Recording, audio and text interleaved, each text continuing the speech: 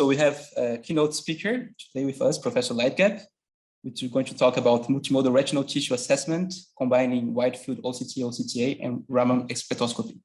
Thank you for your patience, Professor. Thanks a lot. My first question is, do you see the right screen? The correct one, or do you see the presenter's mode? We see the correct one. Okay, perfect. So thanks a lot.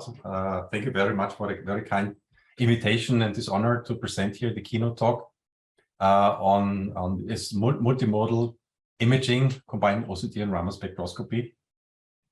I would like to motivate the talk with my the first slides, talking about demographic development and actually the challenges that we are going to face in the next decades. And one is a very interesting one, that we actually see a double impact on medical care. And one thing is that there is a very high prevalence of age-related diseases that we're going to face more and more. But on the other hand, the age group of medical specialists is actually decreasing. And this actually puts a very strong stress on the medical healthcare systems in the future. Above all, ophthalmic care is a very important part of this healthcare challenge. There is an increasing demand for ophthalmic care, and if you look, for example, in Germany alone, that's very interesting. You have already like annual costs of 50 billion related to this healthcare costs from a societal perspective. So this is really an important challenge to be faced in the future, as these numbers will certainly increase. Now, what is the objective? The objective is really to target diagnostics at a very early stage. So by providing easily accessible and non-invasive medical care devices, ideally also portable medical care devices. And optical techniques definitely are in this range, are easily adaptable, are portable. So the important thing is really to improve on the accessibility and to improve the current technology for optical diagnostics in diagnostic imaging. On the other hand, we would like to target early diagnostics. The problem is that structural imaging alone often spots diseases when there's already damage done. And if you talk about the retina, very often this damage is irreversible and causes already vision loss and loss of quality of life. So therefore, the idea is, the hypothesis is that if you add additional to morphological imaging, also molecular information, molecular sensing, we believe that this early diagnostics can really be properly addressed.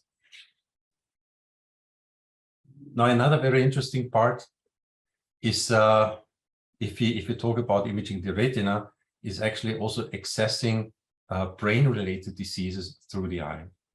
So the eye is a window to the brain. We see that if you look through the eye, on the one hand, we can target, of course, ophthalmic diseases, like age-related macular degeneration as one example.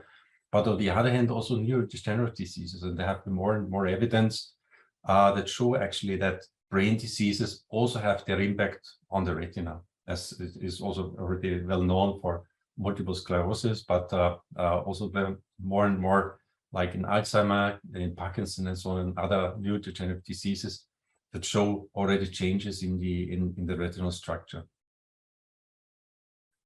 And also we look, for example, if you look on the World Alzheimer report last year, there's also stated, so that on the one hand, we have like more than 50 million people living with dementia, which is going to increase actually by 50% already in the next 10 years.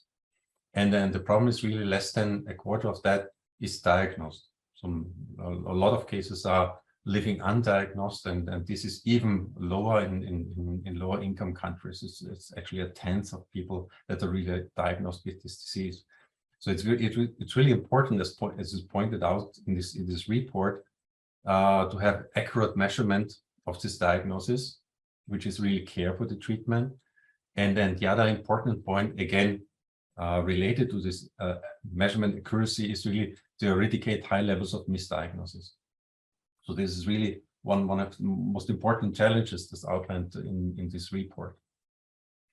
And there have been actually a lot of efforts done based, for example, with OCT in the eye in order to see really changes related to these neurodegenerative diseases. And for example, in this publication that I showed there in Proteus Neurology, there's a very nice table of observed changes in different regions of the eye for Alzheimer, for mild cognitive impairment, Parkinson. So that if you know that there is this disease, you can actually follow up and see changes related to this disease.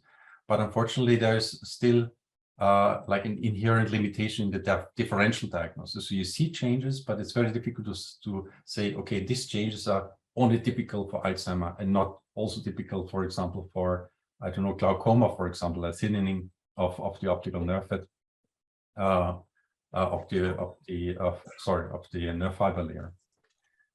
So again, the idea is really to add to the structural information another dimension being molecular information. So we have also functional information, but also adding molecular information. And having on the other hand optical imaging, which with the big advantage that it's non-invasive and uses non-ionizing radiations. Therefore, it can be really used for screening. That's very important. And it has a very high spatial resolution, which is also another important item for feature for early diagnosis. A very small discretion. So if you talk about, for example, functional imaging, functional also means, for example, the blood flow support that we have there, and then OCTA is a very nice example and very successful example in retinal imaging for providing this additional information. And so what I would like to show is really what is important there with OCTA angiography. It's non-invasive method in order to show the vascular bed, but the problem with OCTA is still that it's limited to a very small range if you compare it, for example, to standard fundus angiography methods. And then in this case, by using a very fast laser, a megahertz laser here, we were trying to address this possibility to have like a one-shot large field of view overview also with OCT angiography. And then this is shown here. So this is about 60, a little bit more than 60-degree field of view with this very fast laser, 1.7 megahertz Leitgeb laser with a good axial resolution, using like 4 repetitions for the OCTA. And this compares, for example, the green and the blue rectangle are the typical scan patterns that are used currently for commercial devices on the market, the Plexi. And then you can also compare that in cases of disease like diabetic retinopathy, where it's really important to observe already early changes in the periphery of the retina. And for example, with this red arrows you see here already changes in the periphery that would not be captured if you would have like a single shot field of view, typical field of view of like 12 times 12 or 6 times 6 millimeter, which are currently established in commercial systems. But you have this one-shot large field of view, and then you can also zoom in and see actually you don't lose really important vascular details, even though you have this very large field of view. Yeah, and then you can also combine 2 of those images in order to get this kind of ultra-wide field image.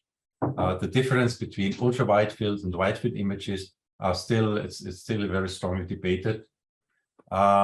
But basically, one can say that above 60 degrees, some say already above 45 degrees, we talk about ultra-wide field imaging. But I would also say it depends very much on the modality used. So wide field, ultra-wide field can be something very different if you talk, for example, about photoreceptor or cellular resolution imaging of the retina. Okay, now, as I said, we would like actually to combine structural and molecular information in order to improve on the early diagnostics. And there have been several attempts already, and very recent ones, for example, that I would like to show is this one here, is the combination of OCT, color fundus imaging, and autofluorescence imaging. And they actually combine this information. That's also important. You need to correlate this information somehow, and to correlate this information using a deep learning network. And they get actually very excellent results by combining this information to identify Alzheimer's disease-related changes in the retina. So this is already a very nice example of this multimodality. And another example, also very recent one, is by the group of Marcin Bodkowski, is actually doing 2-photon excited fluorescence imaging of the ocular fundus in the human eye, which I thought actually always that would be very critical concerning laser safety, but obviously it's possible. There are possibilities to get that. And in this publication, they show very nice examples of looking at different wavelength bands to excite the 2-photon effect of different molecules, different fluorophores in the retina, and to compare actually the different bands to results they obtained on mouse models. A little bit older one is from 2001 is the group of Gellerman who did resonance Raman scattering. So why is resonance Raman scattering interesting? It's because of the probability of occurrence or the efficiency of the process. So we have the fluorescence process. It's actually the change between electronic bands and the decay from one electronic band to the other one. But with resonant Raman scatter, you also actually go to an electronic, to another electronic band, and you decay back to a vibrational state of the molecule. And by looking at this difference, this is actually the Raman shift that can be observed. Whereas, for example, standard spontaneous Raman scattering really is like you have an excitation to a virtual state, and then you decay to like an excited vibrational state. And you also look at the difference between the excitation and the emission, the emitted line. Now, resonance Raman scatter is very efficient. The other thing, the only thing is that you need to excite already with high energy, being very similar to fluorescence, and you need to know exactly your state that you want to excite there, which is not the case with normal Raman scattering, where actually you can get a full fingerprint spectrum with one excitation wavelength. But in this work, they showed actually very interestingly that the distribution of different pigments in the retina, which was very important for relating it with, for example, age-related macular degeneration, and then studying the effect on the pigment layer there. Now coming to spontaneous Raman spectroscopy, as I said, spontaneous Raman spectroscopy actually it uses an excitation wavelength, which is typically in the near-infrared range. You would like to choose it as far as possible in near-infrared range in order to avoid autofluorescence background for Raman spectroscopy. This is really the most critical part for doing Raman spectroscopy, is the autofluorescence part. And then actually what you get is really a spectrum of vibrational states of your molecule, as is shown here, for example, in this video, where you see these different vibrational states, and all those corresponds to a certain wavelength shift, Raman wavelength shift. Typically, we look at the Stokes effect. The anti-Stokes effect is actually quite, the probability is very low for this anti-Stokes effect, and the efficiency is very low for this anti-Stokes effect at room temperature, actually. And then what you get are those spectra, and you see already those spectra are very complex. So it's not like you get for lipid one nice peak in the spectrum, and then you can say, okay, I have this peak, and the height of the peak gives me the concentration of lipids or DNA, glycogen, collagen, and so on. It's actually a very complex spectrum that you get there with different vibrational states, and then the interpretation of those spectra actually really a very important point where you need a lot of experience and very good databases. So in principle, you have this high molecular specificity. It's non-invasive. You can apply it in aqueous environment. Unfortunately, biological samples often show very strong fluorescence, autofluorescent backgrounds. So you need to go more or less to the longer near-infrared wavelength ranges.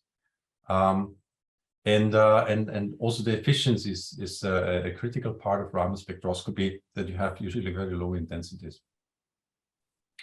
So the interesting part still is that you can combine Raman spectroscopy with So it's very slow, of course. You need a long acquisition time because of these low signal intensities. So it's not typically an imaging method, Raman spectroscopy, it's more a sensing method. So you can use something like OCT in order to guide the Raman beam, and then you get your spectrum at a certain specific position. So for example, here, what is shown here, it's not in the eye, but it's actually a bladder part, but this is mainly to show you the possibilities there that, for example, here in this tissue, you have on the one hand, you have the OCT structure. On the other hand, what you see above there, those bands, the colored bands, are different bands of the spectrum of the Raman spectrum. So the red one would correspond to like protein structures, epithelium. The green one would be collagen, and the blue one is lipid. And for example, in this image in the center there, you see OCD and you see these voids in the OCD image. And actually what can be seen, nicely correlated, that those voids are not really voids, but those are filled with lipids. And the other thing is, so even if you would, for example, do a measurement at one position of this OCD tomogram, you see in the OCD tomogram the extension of this structure. So you can already extrapolate your molecular information within 3D, within the depth structure, having this combination of OCT and Raman spectroscopy. So this nicely outlines the possibility or the strength of having this multimodality of OCT and Raman spectroscopy in this case. Now, what you can also do is you can cluster different spectra of different positions. That's, for example, shown here. So you get, so what is shown here is a slice of the retina. This slice of the retina is not actually imaged from above typically. It's really like a slice on a slide, and then you scan the slice from above through a microscope, and then at each position of this slide, you obtain a Raman spectrum. And then from all this Raman spectra, you do a clustering according to the spectral similarity. And if you do this clustering, you find out that there are actually, in this case, for example, like 6 clusters. You can assign a color to those clusters and then go back to your image and look actually whether these colors make some sense together with the structure. And what you can see here, for example, this retina is you can find out suddenly this layered structure again based on the spectral properties and Raman spectral properties. Here, for example, those are structures, pigments. Those are structures where you have, I think, luteins here in the photoreceptor level. So this is very interesting to get this additional information, this chemical information that obviously also correlates with the structure, with the retinal structure. Now, what we were interested in is the question whether it's possible, even though the efficiency of Raman spectroscopy is very low, whether it's still possible through the small NA of the eye and the limitations given by laser safety to get relevant Raman spectra from the retina. So we got isolated retina samples, and we did Raman spectroscopy with a mock-up system that actually simulated the exact small NA of the eye. We had 1 milliwatt that's allowed with laser safety at the wavelength that we used, the 785, with a very large spot diameter of 100 micron. And in this case, we really get some spectra, and those spectra obviously exhibit really Raman signatures. So it's possible to get those Raman signatures, and it was this was really important for us as a very first step, that it's really possible under in vivo conditions and the safety regulations that is possible to get Raman spectra of the human retina. Those are the Raman spectra compared like for the confocal Raman system together with the mock-up system with the very low NA, and you can actually see that those peaks can be found again in both spectra and can be correlated, and that was a very important finding. Yeah.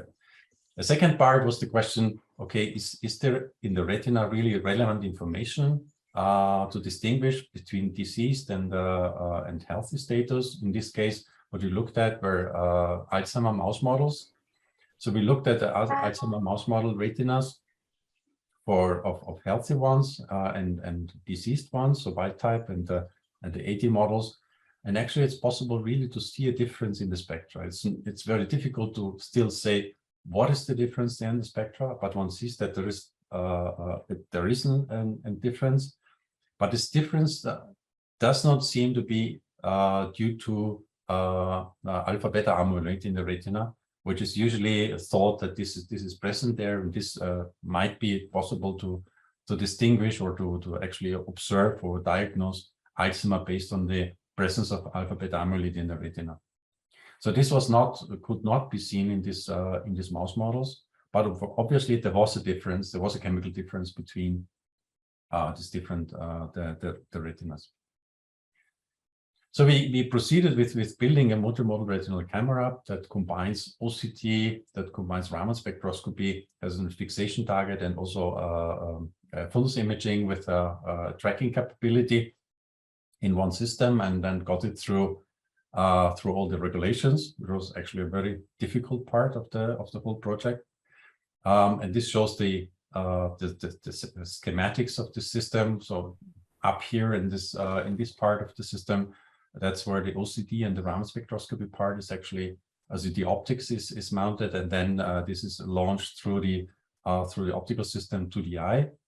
And then, as you can imagine, because the OCT operates at 1 micron, the Raman spectroscopy is 785, the fixation target in the visible.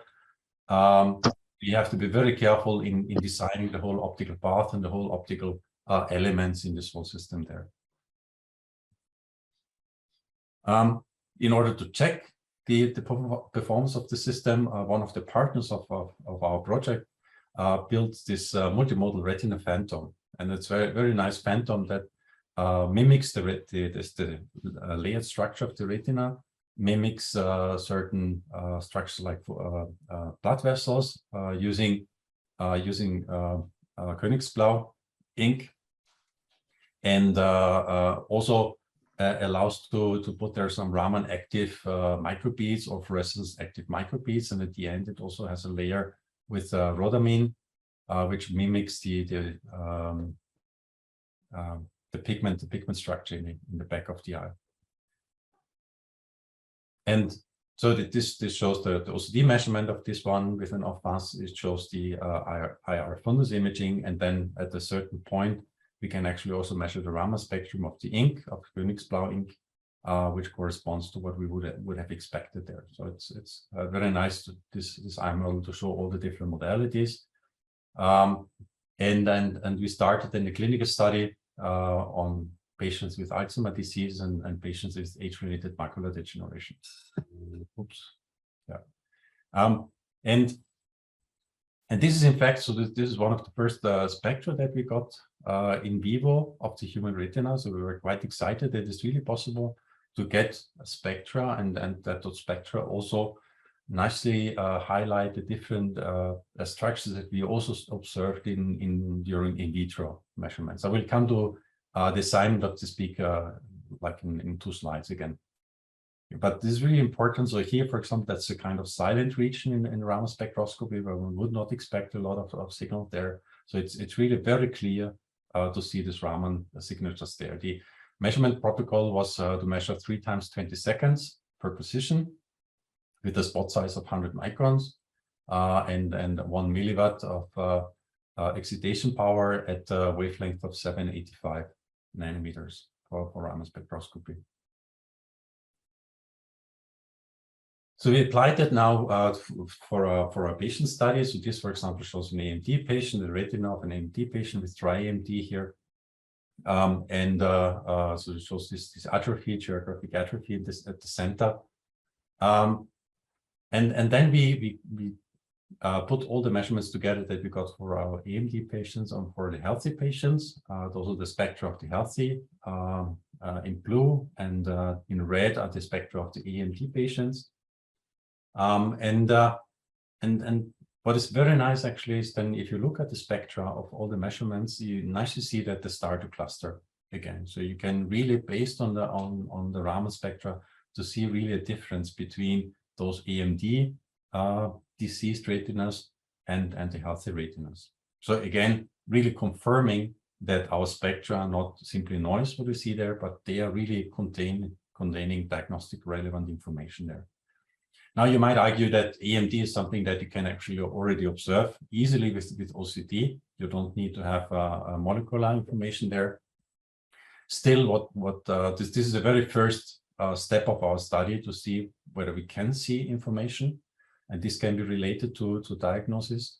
But I think the very important, very interesting part is really to start with early AMD, where you don't have yet signs of the disease. Typically for the partner eye, for example, and that's something that's now included in the ongoing study currently. What you can see here is also the relation to the peaks to what you can actually see, the vibrational states, that you can see different stretch vibrations of CCO, amides, phenylaniline here, for example, at 1 micron, at 1000 inverse centimeters. And protein bands are here typically in those between 800 and 900 inverse centimeters. If you go lower, you have nucleic acids, DNA signatures. So in principle, you would have a lot of information there in the spectrum. So if you do this clustering, so that the next step is really to analyze, okay, what are the clustering algorithms, or what is the PCA, the principal component analysis really looking at in those spectra. You can see that, for example, what we observed, peak heights, relative peak heights are different in cases of healthy or in the AMD, for example. You can see differences, for example, in this band here, this amide band. So now we are starting discussion with the ophthalmologists and biologists to understand better what those information really mean for the diseases. The same for dementia. There we don't have yet enough patients to do a proper statistical analysis. Still, we observe that there are differences between, so what we measured so far, we see that, for example, the MCI, mild cognitive impairment, Alzheimer have different signatures as healthy, for example, but it's still something that we need to analyze a little bit more to get a better statistics on that. So in conclusion, I'm really convinced that molecular information might be key for early diagnosis in addition to structural information. It's very interesting to use the eye as a window to the brain for accessing also neurodegenerative diseases. As also this early diagnosis is really important to address this key demand of the aging society, as I mentioned, this double stress on our healthcare systems. We were able to show that it's possible to get Raman spectra of the human retina. So I believe that Raman spectroscopy nicely adds up to the different methods that we have, in fact, in order to get molecular information from the retina, like as I showed, through photon, like fluorescence or autofluorescence or fluorescence lifetime imaging. The nice thing of Raman spectroscopy is the advantage of having near infrared excitation, which is actually quite comfortable for the patient. And you can easily measure for a minute without putting a lot of stress actually to the patient. And I believe that OCT structure and Raman spectroscopy are very nicely complementary, and this complementarity, as I showed, for example, with this example of this bladder biopsy, I think there's still a lot to learn of how to use this complementary information for improving the diagnostic strength. With that, I would like to finish and acknowledge all my collaborators, especially PhD students that did a lot for this project, Rian and Milana, and also different collaborators from the consortium. That's the main funding source was the European Commission program. It's the Moon project. And also a lot of clinical collaborators. So thank you very much for your attention. Hello?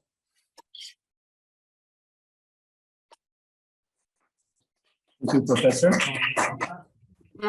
Ben, il y avait la partie genre snatch que je faisais la petite There's barre. one talking with microphone. J'apprenais le mouvement, fait que c'était vraiment relax. J'étais en pleine forme. Là. Ah, ouais. Non, c'est ça. Would you mind to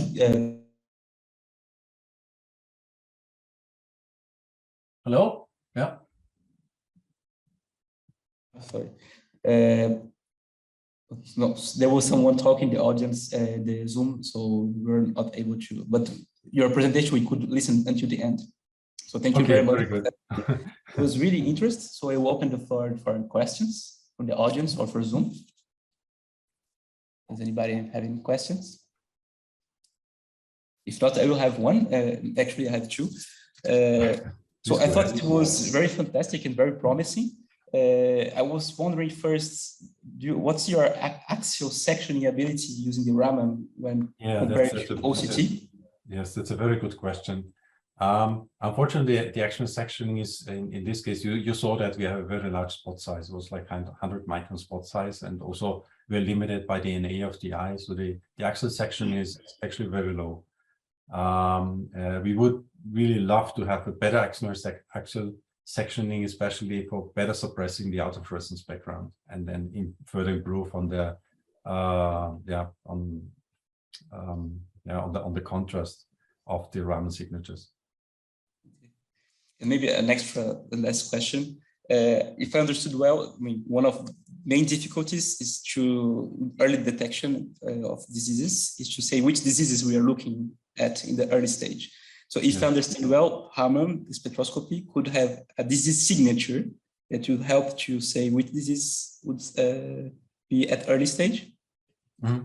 And okay, so you also intend to do some cross diseases studies, like using patients with different conditions in order to say if you can see the signature, because I feel that still, of course, it's very beginning, but health subjects from AMD still quite very similar. So what's your vision about how can you be able to use Raman spectroscopy to really have a signature of a single disease? That's, as you said, we are really at a very early stage also. So not only looking at early stage diseases, but also the whole project is a very early stage, and we are learning really every day. We're learning something new on the interpretation of those spectra. It's so it's really the hope that it's the hope really to see differences in the signature in this fingerprint spectrum. The nice thing is that you have a lot of information, of course, available there in those spectra, and then so hopefully that there is something significantly different already at an early stage in this chemical signature that we observe from the retina, as compared from healthy ones. That's once we find that, once we have something statistically significant, I believe that also what is very nice that we have not only of course the molecular information, but also structural information somehow at hand. So if it's already a kind of later stage, we would see it in the structural information, obviously already. Hopefully it's earlier in the chemical information channel with Raman spectroscopy. But that's something that we need to find out really to do the study, to get as many patients at an early stage. This is not so easy, of course, because for example, with AMD, it's possible to measure the partner eye, but maybe this is already different as, for example, compared to really somebody who is really at a very early stage and does in neither eye already have any changes there. So I believe it's really also the recruitment is already the challenging part to get people really at a very early stage of the disease. Looking forward for the results. Thank you very much, Professor Leitgeb. So thanks a lot for the invitation. Thank you. We have running out of time now. We're going to continue. There was an extra question. Maybe you can ask them in the chat, Olivier, from Zoom. We are going to move to Elena Gofas, that will present revealing cells in the retina with transmission microscopy in vivo.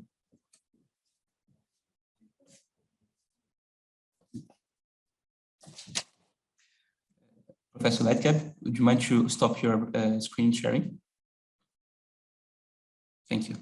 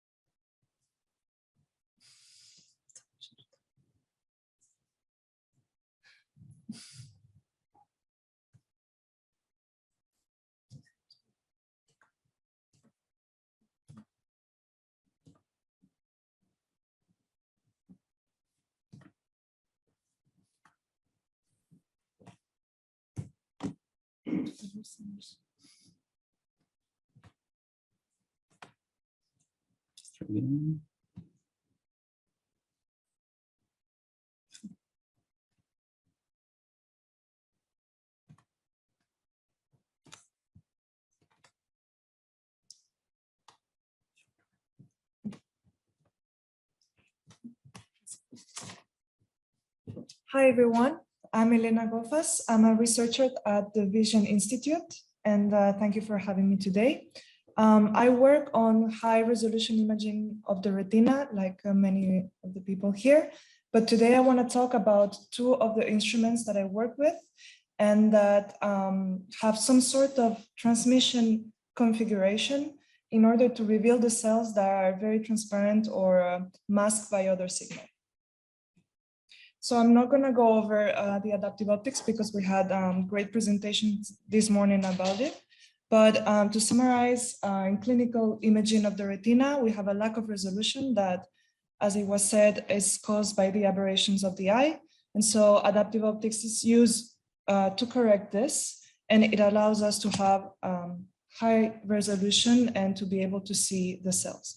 And so in today's presentation, I want to talk about the ophthalmoscope corrected by adaptive optics. As you know, there are many systems that can use this technology. And so in particular, scanning laser ophthalmoscope, or that use a beam to generate the whole field of view, and full field that capture the whole image at once. So like Pedro said this morning, for retinal imaging, the standard imaging is by reflection, like backscattering, but it's a reflective configuration in the sense that we send the light and then detect what comes back. And here are a few examples using a scanning laser ophthalmoscope corrected by adaptive optics, or AO-SLO, where using the confocal pinhole, we get rid of every out of focus light and we detect single backscatter light. And so here we can see nice structure that are very highly reflective, like fiber bundles or photoreceptors, and even the capillaries. And in the case of layers that are like pigment epithelium that are masked by the photoreceptors, we can use autofluorescence, like it has been shown in microscopy by Olivier Tournin, where we excite the fluorophores and then we detect with a confocal pinhole the signal. And so here we have a nice mosaic of retinal pigment epithelium.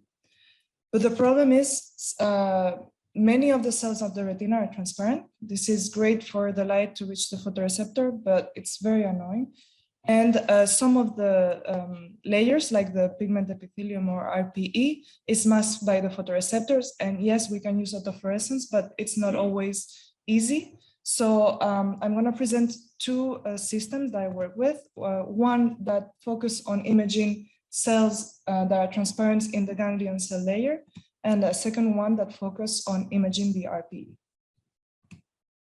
So the first one uses the AO-SLO, and the idea is that instead of using a confocal pinhole, we're going to go and shift this pinhole to, instead of detecting the single backscatter light, to detect the multiply scatter light. And so the idea is that we send the light into the retina, and that light is multiply scattered by deeper layers of the retina. And so it becomes a sort of transmission microscope with a secondary source of illumination. And these photons goes through the cell that we want to image. And so this is what I mean by transmission. And so because these cells are transparent, we cannot use the absorption. And that's why we're going to use this, we are going to use the principle of refraction. So the photons going through these transparent cells are going to be deviated depending on the index of refraction of the tissue. And so because the angles are different, the offset detector is going to detect more or less light. And that is translated at the detector plane by the difference of intensity. And so this way we can have this known as phase contrast because it depends on this change of the phase when it goes through the cell. And we can even increase this contrast if we acquired the opposite pinhole, because we can acquire the opposite phase and then do the difference and increase further this contrast. The problem is even by shifting the detector or by doing the split, we cannot always detect all the cells. For instance, the ganglion cells remain invisible. And that's why in 2017, Dr. Rossi developed this detector called multi-offset, where he shifted the detector all around the plane. And by combining the signal from these different offsets, he generated a ganglion cells image on the macaque. Unfortunately, it was hard to obtain the similar image on humans because of all the challenges that Pedro mentioned this morning, ocular aberration and such. And so when I joined his lab in Pittsburgh, our aim was to develop a detection of multi-offset that would allow us to do imaging of the ganglion cell. So to do that, we did a study of the scattering in the retina. We wanted to know how far the scattering went, and we computed image quality metrics that would tell us when we had the highest contrast for the ganglion cell mosaic, such as SNR or Michelson contrast or the power spectrum. And by using these tools, we designed a detection that actually allowed us for the first time with this technique to have this kind of contrast where we could even see the intracellular details, but even better that we didn't expect to be able to see the macroglial cells, and with a temporal bandwidth that was good enough to even follow this, what we believe are macroglial cells by their shape and their behavior patrolling the vessels. So if you wanna know more about this, please go see Dr. Rossi's talk. I think it's on Friday. So I came back to France at the Vision Institute and the Hôpital Hospital with this design, and I installed it in our AO-SLO, and we reproduced the results on a healthy subject.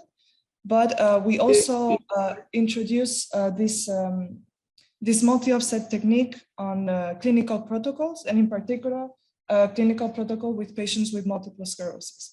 And so we were able to detect for the first time this type of cells where we can see some heterogeneities that could be intracellular features. And what was interesting is that they look very, very much like cells shown by our colleagues that work on the mice, where they induce an inflammation and they detected this cell. So this is why we believe we are seeing inflammatory cells. And this is important because once we see these cells, our first question is, can we use this for the clinic? Can we use this to learn more about the disease or to find new treatment? And so it's particularly important, how it's been mentioned before, that the retina, it's an extension of the brain, which means that it could open the door to have non-invasive access to neural network and their disruption, particularly in multiple sclerosis, which is an autoimmune inflammatory disease, and where most of the pathological processes are not accessible by standard routine. So there is a need for biomarkers of diffuse inflammation, and our question is, could this system provide that? So to study that, to see the potential of the technique, we started to be included in clinical protocols with big patient cohort and with neurologists and ophthalmologists from La Pitié Hospital and the Kansas Hospital. And we compare what we saw to healthy controls. So for example, we were able to see that in the confocal imaging, we already see the nerve fibers being affected, but particularly we noticed that this presence of these cells were not observed in any of the healthy controls. And so I wanted to further characterize these cells.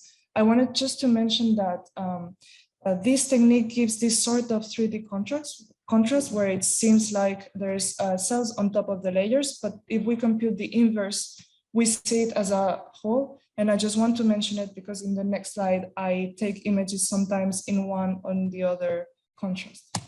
So I started computing metrics to characterize the cells. And the first thing obviously is the size. And we were surprised to see that it has quite a size range. It goes from 5-7 microns to 20 microns. We noticed that these heterogeneities or maybe intracellular features could be like single ones or multiple ones, and that they could be at different places of the cells. We noticed several cell interaction between themselves, but also many with the vessel, which is pretty characteristic of inflammatory cells. And so with all these metrics and observation, we started to compute some statistics to see if we could use these biomarkers to study the role of inflammation in neurodegeneration.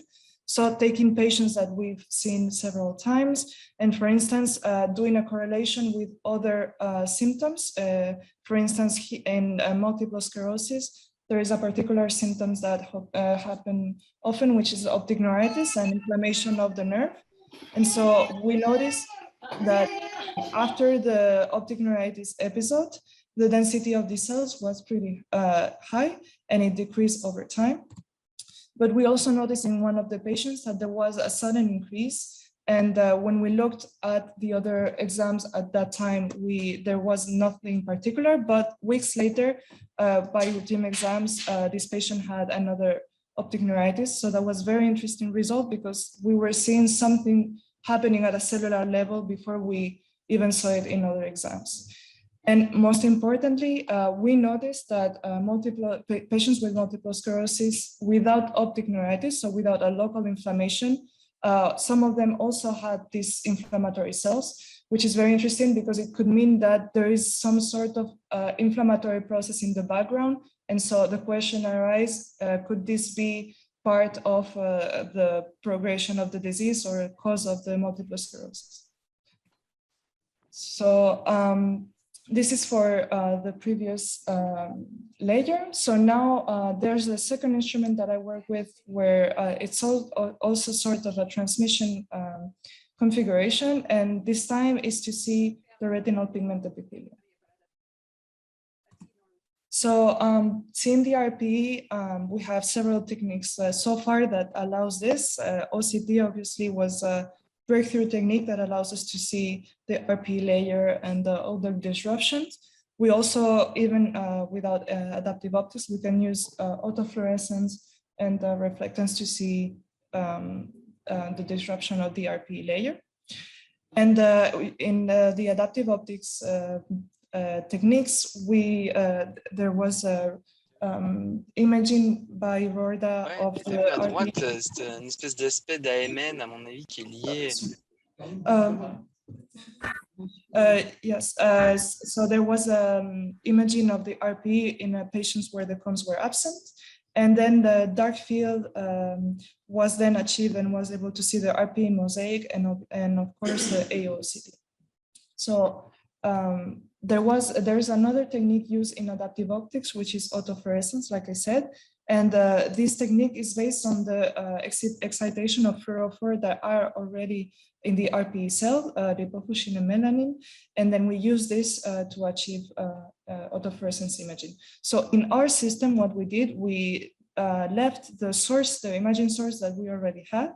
And then we put autofluorescence camera and with a particular filter to only capture the photons that are emitted. And as you can see in the autofluorescence, we have a very noisy rough frame. And so we need to acquire many frames to be able to get this nice average image. and then we correct for the eye movement. But we managed to achieve a great mosaic, and that kind of allows us to see the RPE and its disruption.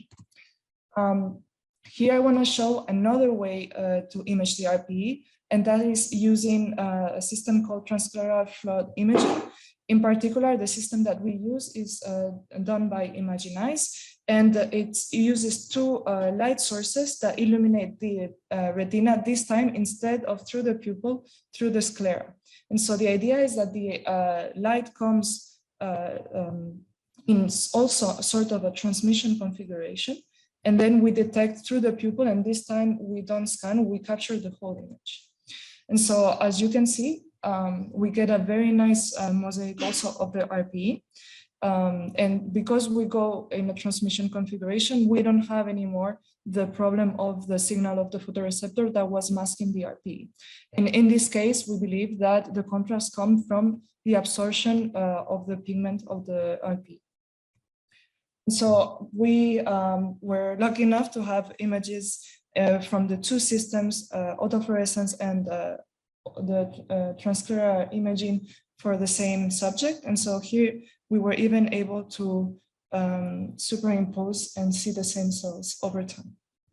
So validating that we're seeing apparently the same mosaic. For further validation, we computed the power spectrum density.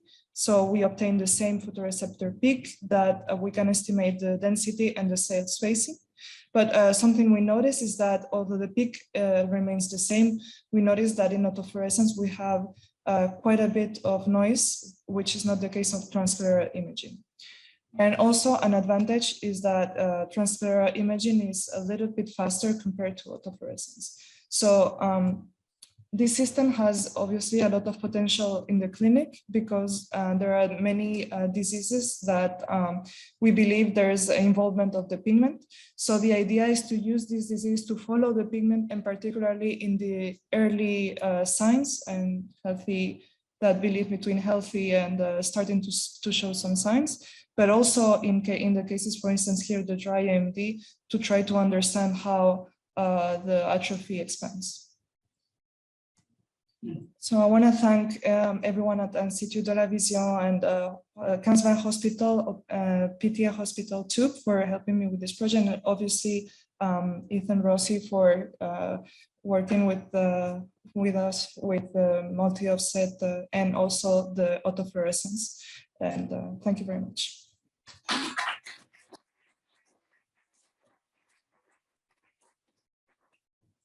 The floor is open for questions. Yes.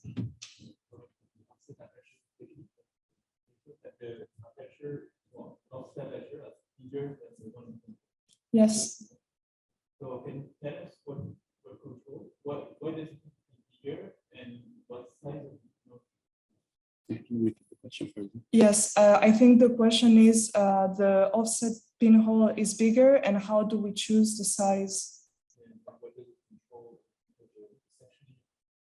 Actually, I think that's a very good question. So far, the parameters that we've chosen have been chosen experimentally, meaning that we've tried different things with the image metrics, and then we've chosen the optimal result. But right now we're working to formalize everything, and so try to understand a little bit more the theory. I think obviously there's a trade-off because, like Pedro said before, it's a little bit like the pixels, I guess, with the sensitivity versus how much resolution you have. For instance, here I imagine that the smaller the pinhole, the more you are choosing a particular angle.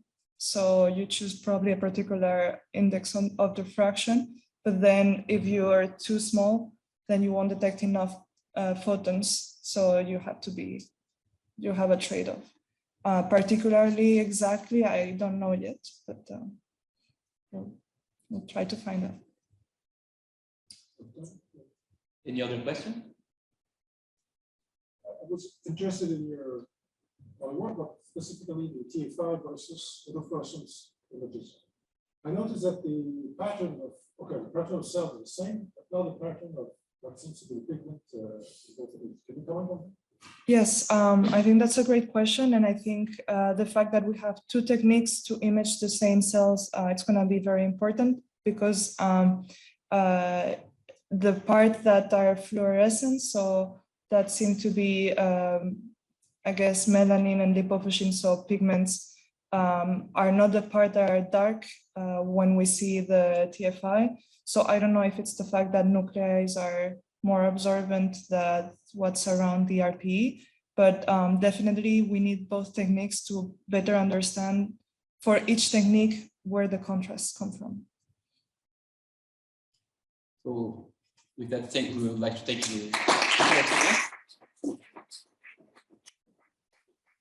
let's call the podium Kiyoko Gocho, that you're going to present Multimodal and multiscale clinical high-resolution retinal imaging.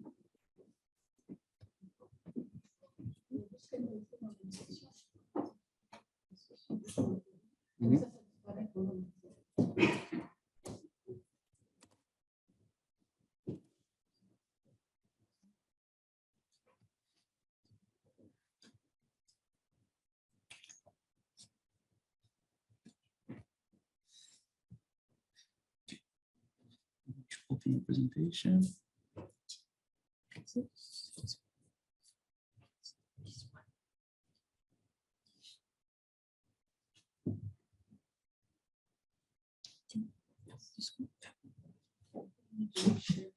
Yes. Going to be sharing.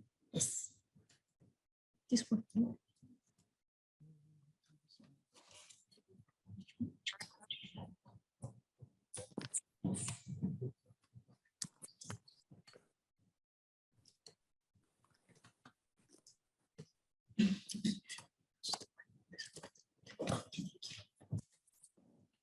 Hello, everyone. My name is Kiyoko Gocho. So I'm ophthalmologist. So I'd like to today present about the multimodal and the multiscale clinical imaging system using adaptive optics. And it was made by the Merlin project.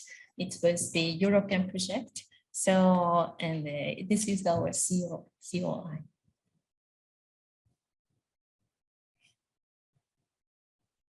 Just wait, I need to change it to things.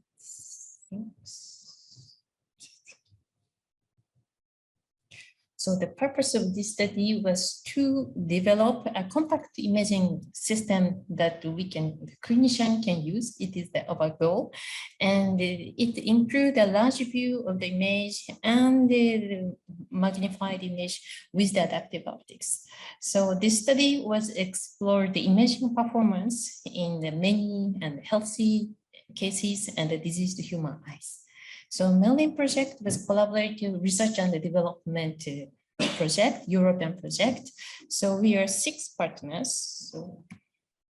So and clinical and academic and industrial partners, and coordinated by ImageNice. So 2 prototypes was delivered to the 2 clinical centers. One was the Region H in Denmark, and one was in the in Paris. So today, one of the Region H team from the ATHA, he's here too. So maybe if you have any question after, we can share the experience, our experience too. So with Merlin system, it has a large view of images. This is the on-face OCT and SLO. So, and it included on-face OCT and swept source OCT and large OCTA. And with adaptive optics, we have AO-SLO and AO-CT and AO-OCTA. So this is very compact size. So we use the touch panels we can see here, and it includes the pupil retinal, pupil tracking and the retinal tracking system. And this is how we use in the, maybe tomorrow, if you have the time, we can show you how it works in the real. So first, I'd like to show the healthy case of the swept source OCT taken by the Merlin system. So we can see the vitreals and the cornea and the choroid. And also using the adaptive optics OCT, so we can choose the ROI, region of interest, with the large view of the image, with a large view of the on-face OCT, and then we can focus the area where we want to see. And this is when we focused on the photoreceptors. And when we change to the nerve fiber layer, so we can see the difference of the focusing. And when we carefully see, actually, we found that there was some structure, looks like the bulla cells. So, and we compare with this recent publication by the Kyoto University team. So it really seems to like the bulla cells. And as a pathological case, I'd like to show one case of the ADOA, autosomal dominant optic atrophy, with the microcystic macular edema. So on-face OCT allow us to find the region of interest, and the AO-SLO showed the nice MME, microcystic macular edema. And with AO-CT, we can see the very small structure of the cyst and some hyper-reflective putty. And also we see the nerve fiber layer decreasing. So this is the next I'd like to go to SLO images. So this is the healthy case. So we can see the photoreceptor resolution is similar to the Retix one. So we can see the nicely each photoreceptors. And with the special adaptive lens, this is not included so far, but in the same Merlin device, it was with the special lens, we could take it very nicely close to the center of the fovea. And as pathological case, so this is the central serous choroidopathy case. So in the OCT scan, we can see the some abnormality in the RPE. So then on-face OCT allows us to choose the area to find the AO-SLO, and we can get some nice on-face image with AO-SLO. This is the cone dystrophy case. So we can see the different modalities. This was taken by the others instrument, and the on-face OCT, we can see we choose using the on-face OCT and to see the photoreceptor with the same machine. This is the AMD case. So, and around the atrophic area, we can see, looks like there are still photoreceptors. So to see more carefully, we used AO-OCT. So then, this is the top is the AO-SLO, and in the middle is the on-face AO-OCT we provided from this inner retinal area. So we found that the on-face AO-OCT was very nice to detect the hyper-reflective photo, and the AO-OCT showed the three-dimensional image, the volume image of the hyper-reflective photo, and the inside of the atrophy and outside of atrophies, we can see some ELM. It must be maybe the residual photoreceptor, part of the photoreceptors, and then there's some atrophy and maybe some inflammations in the retina. So, and also in the atrophy, we are now interested to see inside of atrophy and outside of atrophies. So now I'd like to show some vessel images with the Marin images. So this was a hypertension case. So we could see the vessels. So there was several publications used the Retix one using the measurement of the vessel walls and wall to lumen ratio. And so I did only 2 cases. It was only, we don't have so many cases, but actually we had a very good match with the reference data. So wall to lumen ratio in both hypertension case, it was the 0.41 and 0.37, and it was more than 0.35. So there was good correlation. So next one is glaucoma. So with the AO-SLO, we can see the large nerve fiber bundle effect was very visible, and we can observe the lamina cribrosa. And this is the, we created the on-face OCT volume image by the AO-OCT. So now I'd like to move to early diabetic retinopathy cases. So this is the on-face OCT and the AO-SLO. So it is easy to find where we want to see with the AO. So AO-SLO showed the aneurysm and the distribution of many X-date and the very and the detailed information of capillaries. So we used AO-SLO and on-face OCT and AO-OCT. So on-face OCT, we found it is very good to detect the X-date, and the AO-OCT showed the both sides of the aneurysm. So we are very, it's going to be very interesting to see with the AO-OCT. And we follow up with the AO-SLO. So with adaptive optics image, we can see the small difference by short time, like disappearance of the X-date and the follow-up, the micro aneurysm. And when we carefully see, so we can see the some newly change of the capillary shape. So this is the other case of diabetic retinopathy with the OCT, not adaptive optics.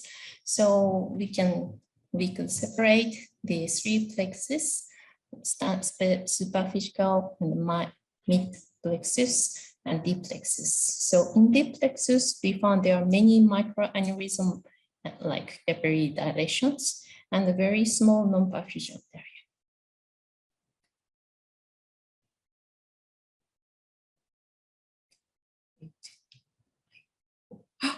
So it crashed. Sorry. It was. Oh, please help me. Maybe sorry. It was a video of the AO-OCT, so it was sorry. It was maybe too heavy.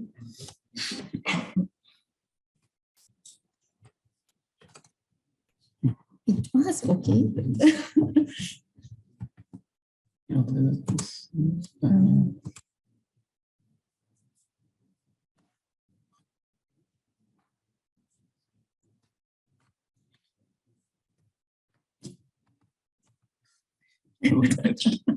I really stopped everything. I'm sorry.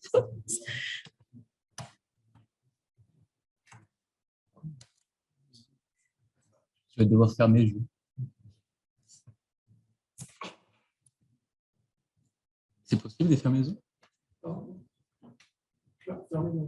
Ouais, parce que je ne sais pas pourquoi il aime pas.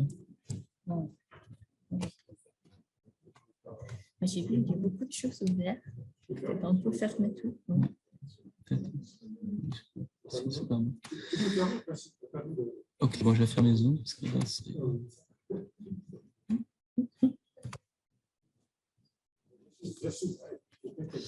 Ah non, d'accord, je sais quoi faire. Je vais pas de ça. C'est bon, c'est bon.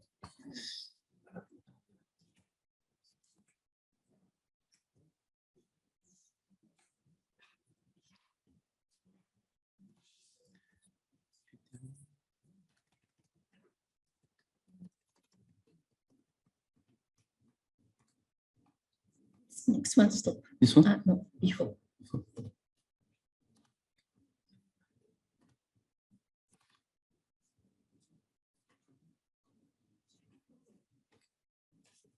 Okay.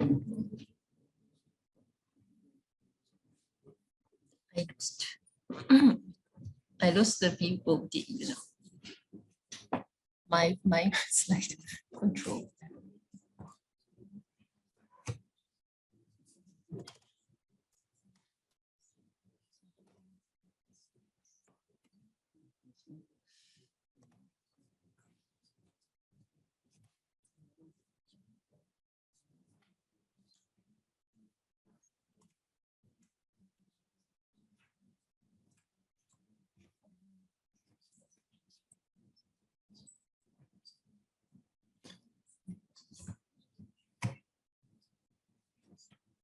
We can go from here because this is very, maybe it didn't work. So I wish it was. Yes.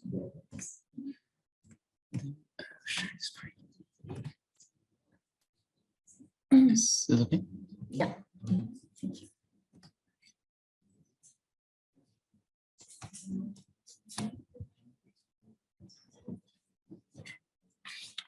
Thank you very much for waiting, and I'm sorry. Yes, the AO-OCT video was too heavy to show you. I'm sorry. So if you have interest later, please come and I can show you that. Yes. So this is the, so I will show the one slice of the AO-OCT and the AO-OCT volume. So as before, there was some question about the what is the one, is it in the macular edema? So is it the one macular aneurysm or not? So when we see carefully, we can find that there are several macular aneurysm close to the macular edema. And with AO-OCT and with OCTA, we can see the inside of the edema. So it was what I wanted to show in the video. So this is the AO-OCT, and this is the AO-OCT angiography, and this is the combined image. So red shows the AO-OCT. So this is another area, two temporal from the same patient. So we can see nicely the AO-OCTA show the aneurysm and the edema and some structures. So when carefully see, and this is we divided into the three plexus. So it is also same as AO-OCT and the AO-OCTA and the combined images. So where we carefully see some part of the structure, it is only seen in the AO-OCT and not AO-OCTA. So these things we think it's like a ghost vessels. So there is no movement we can detect by the OCTA. So it is very interesting to think about the pathology and the pathological change, how it's going to be changed later, these vessels. So, and so we did follow up of the same case. So we can see the change of some X state and the disappearance of the structure. And also some change of the maybe aneurysm or X state change. It is after 2 months. So, and several like microaneurysm of X state different point. So maybe the float pressure was changed in the maybe capillaries. So maybe there are many things to study for the future. So this is what now we are interested in. So this is our conclusion. So maybe the milling device with the large field of view, so we can use it as to find a region of interest, and we can use the very precise information with the adaptive optics, AO-SLO, AO-OCT, and AO-OCTA. So to combine all the many information, so we can study more precise, and it will help to understand the new diseases and offer new possibility for the retinal phenotyping and clinical research in new therapies. So thank you very much for your attention. And I'd like to say acknowledgement to all my mailing partners, and thank you for your help.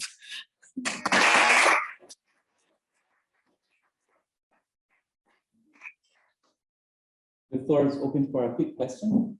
The audience on Zoom.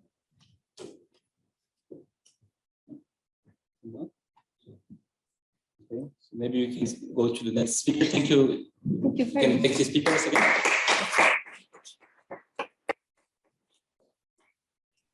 So now we're going to have presentation from Michel Paques, which is online. Hope he's listening to me. Yes, I am. Can you hear me? Yeah, so yeah, we can hear you well.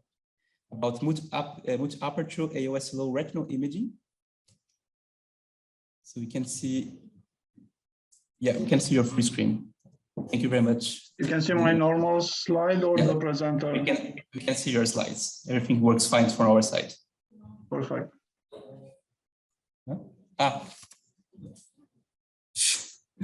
Wait a second. What's going on? There's actually, I'm the only one who can see the screen. Wait a second.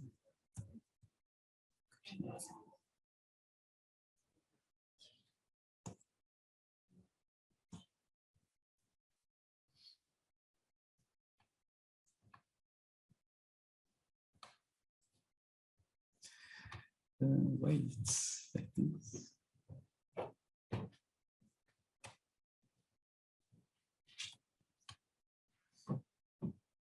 Okay, everything is fine now.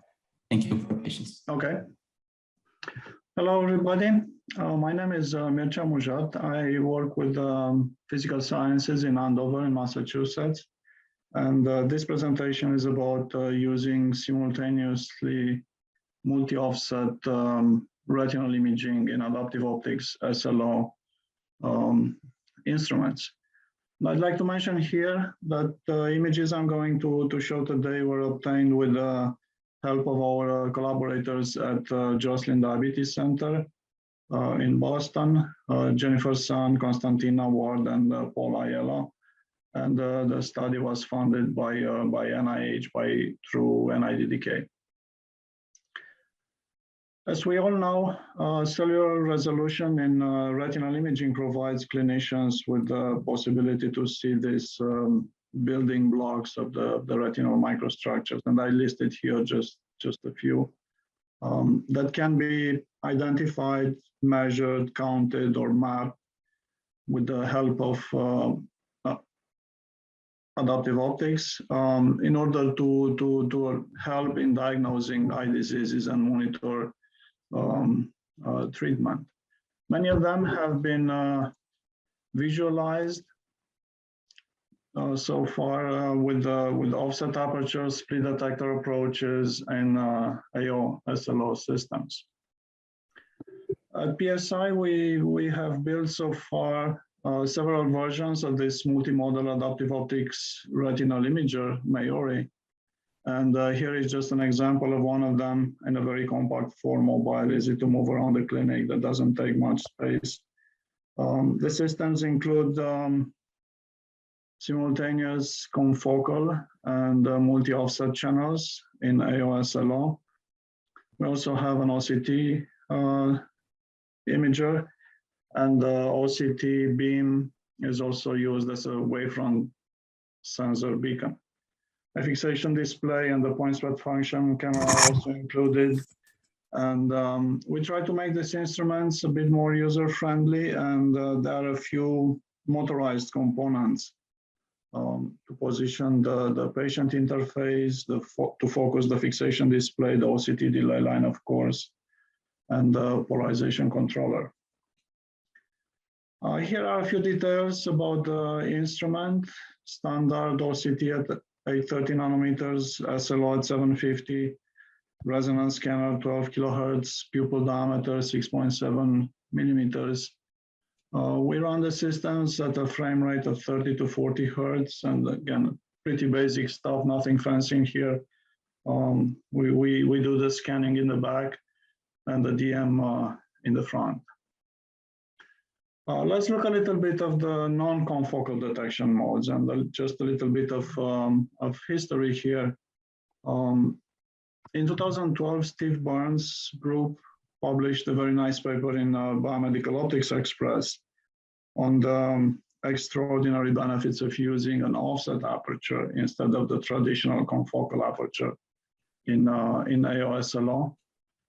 The main idea here was that instead of controlling the backscatter photons through the confocal, in the offset mode, we collect mostly photons scattered forward and then reflected back by the more reflecting layers of the retina located below the target of interest. And large particles in mid-scattering regime and phase object, they scatter mostly forward. And there is a lot of information in these forward scatter photons that we can try to collect and analyze. The next step was to do the split detection using the two offset apertures, as we've heard earlier today in Elena's presentation. on opposite sides of the illumination spot. And then this very nice paper by Rossi with the multi-apertures imaging in a sequential order. At an ARVO meeting in 2018, Dan Ferguson had a poster in which he presented this very simple and elegant arrangement using a fiber bundle in which we have 4 offset apertures and a smaller fiber in the center as the confocal diameter. Here is one example of the custom bundle. As I mentioned, the central fiber has a diameter of 50 microns core, and the exterior ones have the diameter about 600 microns. And I'm showing here an example of the fiber bundle placed in the focal plane of the SLO channel with the corresponding adjustments for correct positioning for alignment. And then the other ends of the fibers are connected to APD detectors. And here is an example of what we get with the confocal and the 4 offset channels simultaneously. And what I'd like to point out here is mostly the complementarity of these images acquired simultaneously. So in the confocal image in the center, you see very nicely the fiber bundles in the RNFL, but you don't really see any details of the capillaries or of the vessel wall. While in the offset images, these details pop up very nicely. You see a lot of capillaries and the details of the vessel wall, but you don't see any of the fiber, nerve fiber bundles. Now, the problem with the split detection is this directionality artifact. If it happens that the direction of the offset or of the split is parallel to the blood vessel, along the blood vessel, then you don't really see the edges of the wall, as you can see in this example. But these edges can be distinguished very nicely in the orthogonal channel. And the same issue down here. You don't see this blood vessel, but you see it nicely in the orthogonal channel. So my point here is that if you only use one offset or one split, you will inevitably get into some trouble. And it is much better to use multiple offsets simultaneously to remove this directionality artifact. And we usually record a stack of images, 100 to 200 images at the same location, and we align them, we calculate the mean and the standard deviation images. And as you can see, the mean image cleans up the speckle very nicely on the left and enhances a lot of details. And the standard deviation image on the right is the motion contrast. So the motion of blood cells through capillaries generates large standard deviation of the intensity. While in places where nothing moves, you get very small values of the standard deviation. It's a very similar concept to OCTA, and we can do this kind of analysis for each individual offset channel and the confocal. And one nice advantage of having them simultaneously is that we can align all 5 imaging channels simultaneously with only one alignment function. Let's look a little bit at some of the combinations that we can do with these 4 simultaneous offsets. And what I'm showing here, for example, is if we take the diagonals 1, 3, and 2, 4, we have these 2 orthogonal splits at plus and minus 45 degrees. But we can also add adjacent channels 1 and 4, for example, here, and 2 and 3. And then we can calculate this kind of horizontal split. And similarly, 1, 2, and 3, 4, we get a vertical split. So these are basically half apertures of Dubra was doing some time ago. And in addition to this, again, we can do a mean and standard deviation for each split. And then we can calculate an average standard deviation for all the 4 splits this way. And I just called it here STD. This becomes very isotropic. It removes any directionality artifact that remains in the motion contrast images. And the idea of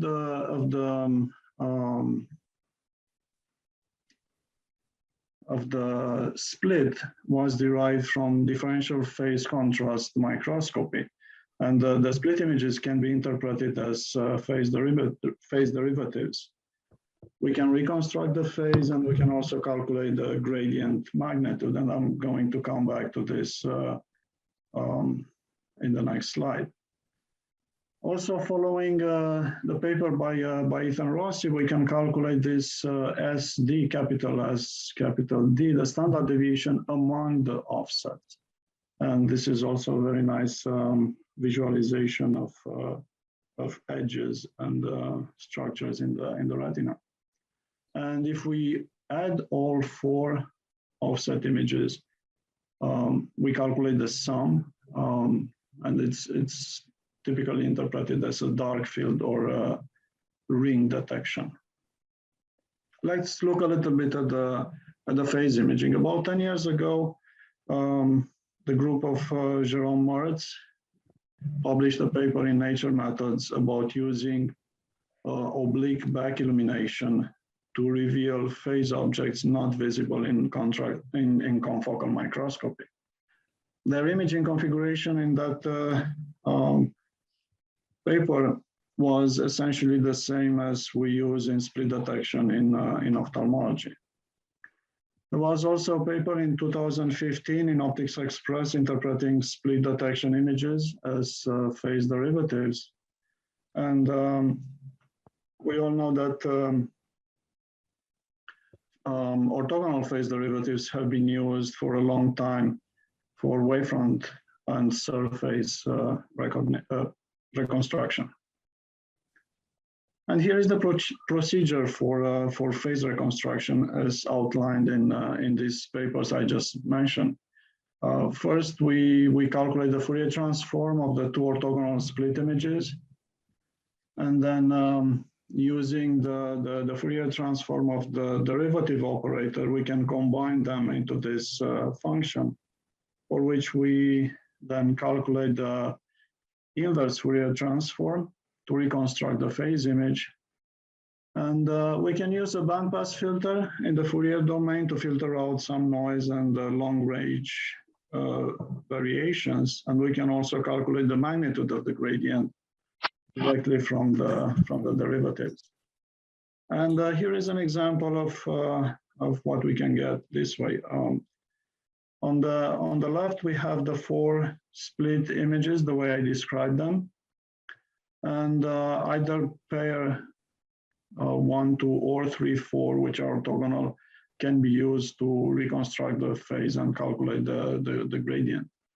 I'm also showing here the phase image and the phase gradient.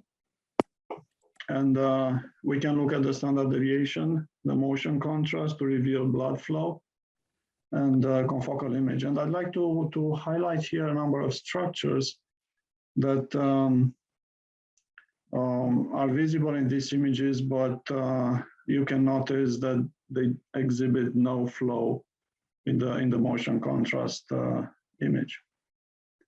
I'd like to focus a little bit more on phase images, and here is a gallery of phase images revealing a few interesting structures that I highlighted with these yellow circles. And to interpret these images and try to identify these microstructures, we need to correlate them with the other complementary images and videos that we obtain with this arrangement. Here is an aneurysm. And we can see these 2 orthogonal split images, the phase and the standard deviation image. And this is the movie. I hope you can see it. You can nicely see the flow through that aneurysm and through the blood vessels and capillaries. And you can also see that there are a number of other structures in these images that, again, have no flow. They could be microglia, they could be clogged blood vessels, aneurysms, and scar tissue. This whole region here on the right side has absolutely no flow going through. It could be scar tissue from older aneurysms. Here is another aneurysm in the split images and the phase and standard deviation, which nicely highlights the region of the flow, and the movie showing the blood flow through the aneurysm. This example shows, again, a few structures with no flow associated with them, and here is the movie. These structures could be microglia, could be deposits of lipids, could be pericytes or white blood cells going through the wall of the vessel. In order to clearly understand and identify these things, we need to do some time lapses, measure the same location over the course of several minutes or hours. This scan shows the two orthogonal splits on the top and the phase image. And you can clearly see the mosaic in the lower part of these images. And if I zoom in a little bit and enhance the contrast, you can see this mosaic even better. I think these are ganglion cells, in particular the nuclei of the ganglion cells. And I like to highlight here that, as Elena mentioned earlier today, this is a kind of a transmission configuration that we're looking through the cells, as opposed to the way that the ganglion cell mosaics have been revealed with a high-speed OCT, which is a backscattered reflective configuration. The focus of the imaging system was up here in the RNFL ganglion cell layer, and you can also notice that one of the split images is blurred. Again, if you have the split along the direction of the blood vessel, you lose it. But if you have the split orthogonal to the blood vessel, you see nicely the details of the wall of the blood vessel. And I'd like to highlight again the complementarity of these imaging methods that can reveal capillary networks through the motion contrast, that can reveal very nicely the details of the blood wall, of the blood vessel wall. You can see other microstructures that could be microglia, aneurysms, ganglion cells, and so on. I do hope I convinced you that these new imaging modalities enable visualization of retinal microstructures, some of which I listed here.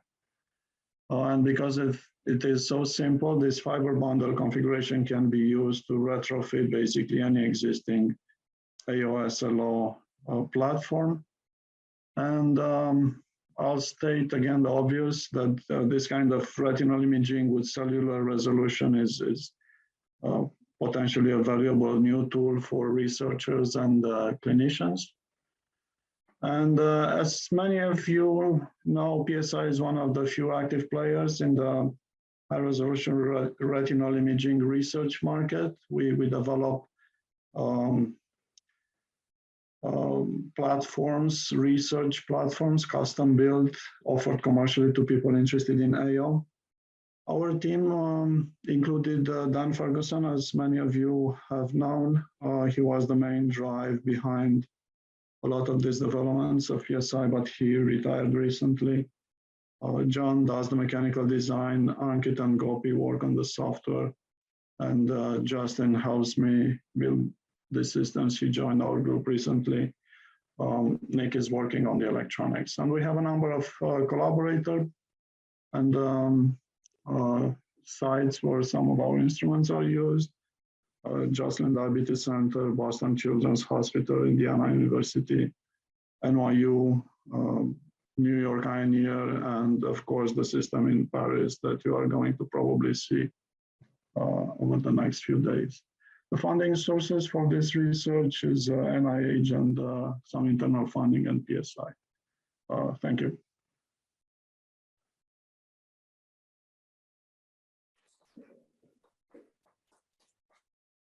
Okay, so the floor is open for questions from the audience or for Zoom. No, I have maybe the same question that was asked previously to Elena Gofas. How do you determine the size of the offset pinholes that you use in your system? What drives the choice of the size?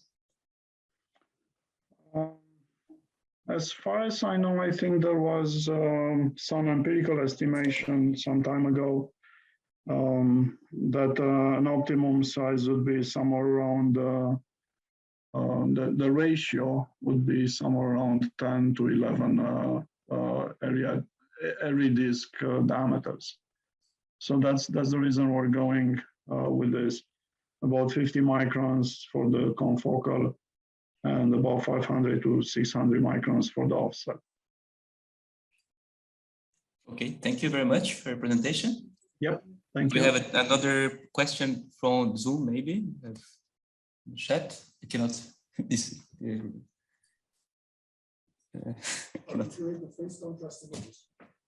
Yeah, so how do we create the phase contrast images? As I explained, we used orthogonal split images and interpret them as phase derivatives. And then there is a certain mathematical procedure with Fourier transform and inverse Fourier transforms to reconstruct the phase. I hope that answers the question. Thank you. We can thank the speaker once again.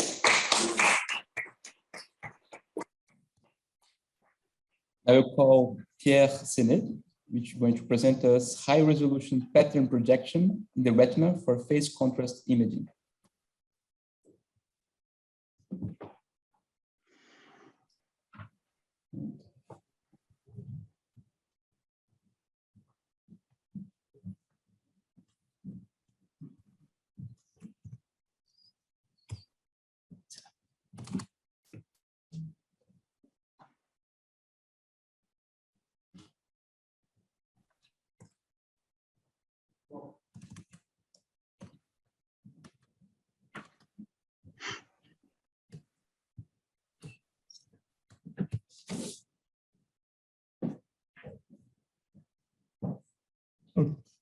Okay, thank you, Pedro.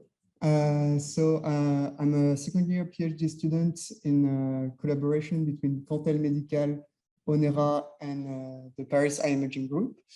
And I'm going to talk about high resolution pattern projection in the retina for high-speed phase contrast imaging in order to assess neurovascular coupling. So first, a little bit of context. What I'm studying during my PhD is a phenomenon called neurovascular coupling. It's the phenomenon of blood flow regulation in response to a neural activity. It's very interesting to study because it is a potential biomarker for some vascular diseases, and it's also optically accessible through the eye. This phenomenon can be triggered by stimulating the photoreceptors with light and then detecting the effect of the stimulation on the blood vasculature. We usually expect a slight dilation of the blood vessels as well as an increase in blood flow. And the goal of my PhD is to better measure this response to a stimulation. I will therefore need to be able to measure two biomarkers with a very high temporal resolutions. And these biomarkers are the vessel diameter and the blood flow. However, how Pedro stated it in the previous presentation, the eye is a complex medium, which is hard to image. And two reasons for that are scattering and ocular aberration. And because of scattering, we usually have a decrease in contrast of the images, and the ocular aberrations can reduce the resolution. And because I want to be able to image red blood cells and the walls of blood vessels, which are very small structures, I will need adaptive optics. So now if I look at the two main adaptive optics systems that I can use, on one side, I have the flood illumination systems, which are high-speed systems without distortion, and but they give images with a low contrast. On the other side, we have scanning systems, which are quite slow. They have a quite low frame rates, and they can have some distortion, but the image are highly contrasted. So now we can try to look if these two systems can be used for looking at the two biomarkers that I want to investigate. And so if we look first at full field systems, they are very fast and without distortion. And thus we can measure the vessel diameter. And this has been done, for instance, in this paper. And the downside of this technique is that the low contrast make it difficult to really see the wall on an individual image. And we often need to average many images to obtain the necessary contrast to measure the vessel diameter. And thus, we have a loss of temporal resolution. The contrast is also too low to image red blood cells, which makes it hard to measure blood flow. Now, for scanning systems, the main issue is the distortion of images. And for instance, here I tried to measure the size of the blood vessel on two consecutive scanning system images. And we can see an increase in diameter, which is not due to the dilation of the vessel, but it is due to distortion.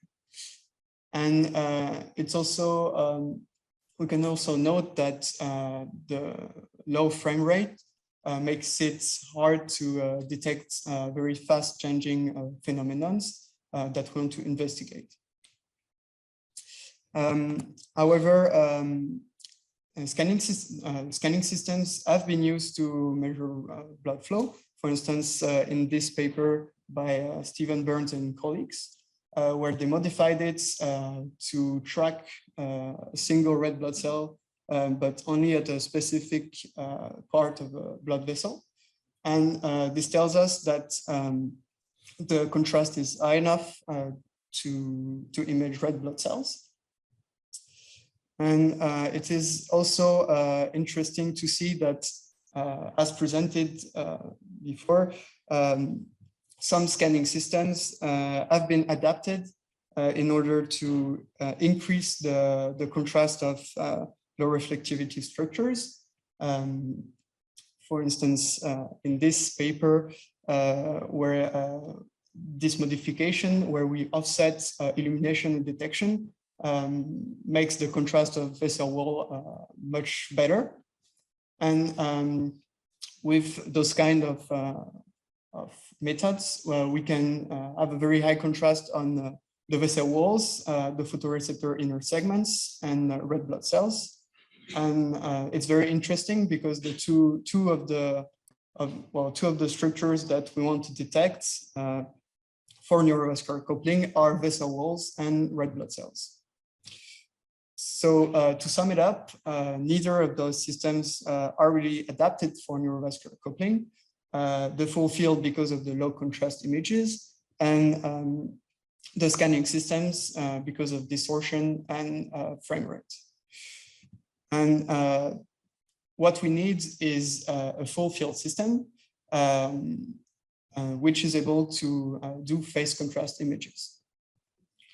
And if we look into the literature, we can see that this has already been done in microscopy in this paper by Jérôme Mertz and colleagues. It is called oblique back illumination, where we illuminate a tissue and we put an offset between illumination and detection. And this phenomenon was described in a three-step process. First, scattering of the photon in the media, then refraction of the light by the structure that we want to image, and then a contrast which is created by the filtering of the pupil. And if we try to do this on a single cell, we get this kind of contrast. So if the illumination is on the left, we will see the cell with a dark part close to the illumination and a lighter part away from the illumination. And we see in this paper a very high contrast both on the vessel walls of a blood vessel and also on the red blood cells. So can we implement this technique on a full field ophthalmoscope? So this is our experimental setup. It's a full field adaptive optics corrected ophthalmoscope with a frame rate of 200 Hertz and a 4x4 degrees field of view. And so we have here at this part both the illumination source and the wavefront sensor beacon source, and they both go first to the deformable mirror before going to the eye, and again to the deformable mirror. And this enables us to be able to project patterns in the retina. So here the imaging source goes through, the light goes through a DMD, which is a deformable mirror device, which is made of very small square mirrors that we can turn on and off. And this way we can project patterns which are then pre-compensated by the deformable mirror, and they appear very sharp on the retina.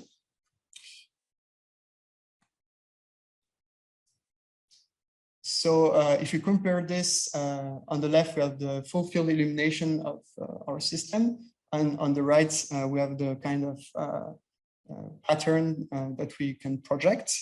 And we will create phase contrast with these patterns by looking around the sharp edges of the pattern that we project.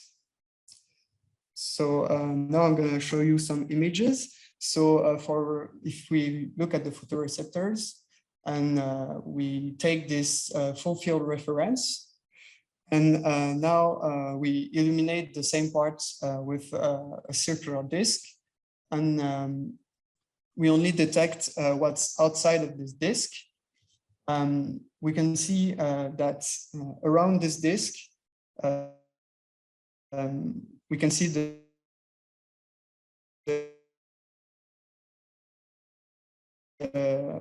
photoreceptors phase contrasts with the pattern protection. And it's interesting to note that the photoreceptors inner segment looks like kind of the same as in the paper by Jerome Mertz and colleagues. And we can also do this with a more symmetrical pattern as the 4 square patterns. And this way, we have the phase contrast around the patterns, and in the middle, the phase contrast cancels out, and we only have the absorption contrast. And we can also learn from this kind of image the extension of a good phase contrast, which is quite low, and that we measured at 0.5 degrees of extension. So now if we look back on the blood vasculature, which is what we are interested in to study neurovascular coupling, we can see that we have very high contrast on the blood vessel walls, and also a very high contrast on the small capillaries around the edge of the pattern. And we also have quite a high frame rate, which is not enough to individually see the photoreceptors here because they are going too fast as compared to the frame rate of the camera. But if we look at another pattern that we projected, which is actually the Paris Eye Imaging logo, we can see here individual red blood cells, because we can see them in capillaries where the blood flow isn't that fast as in larger vessels. So they appear this way again. Yes. And here, this is the corresponding average image, where we can see the highly contrasted vessel walls and the capillaries. So as a conclusion, we have a proof of concept of a system adapted to study neurovascular coupling, because it gives images with a high frame rate without distortion, and also with a high contrast both on the vessel walls and the red blood cells, which can be used to measure the diameter of red blood cells or the blood flow after stimulation. And as the perspectives, we are working on using the right pattern to optimize phase contrast for with respect to which structures we're trying to image. Thank you for your attention.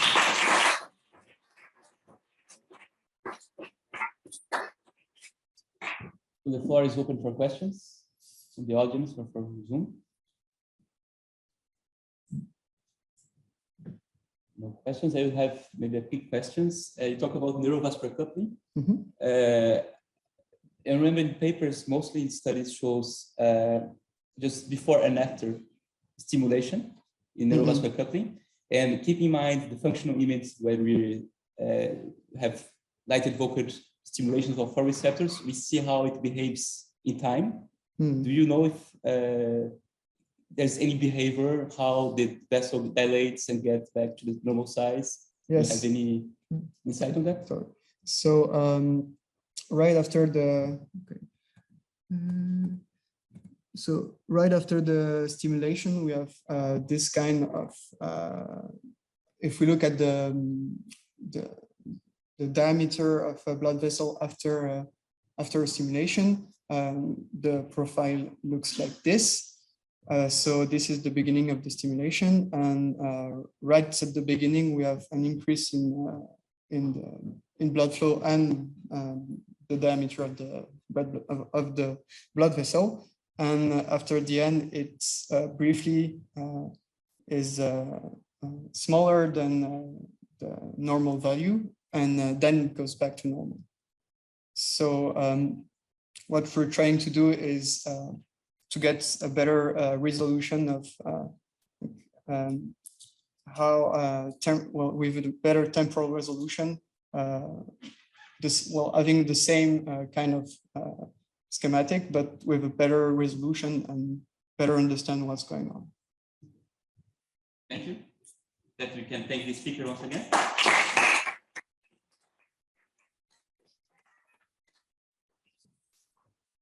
So now we're going to have Michel Paques going to present us laser holography for ophthalmology. I need to upload the presentation.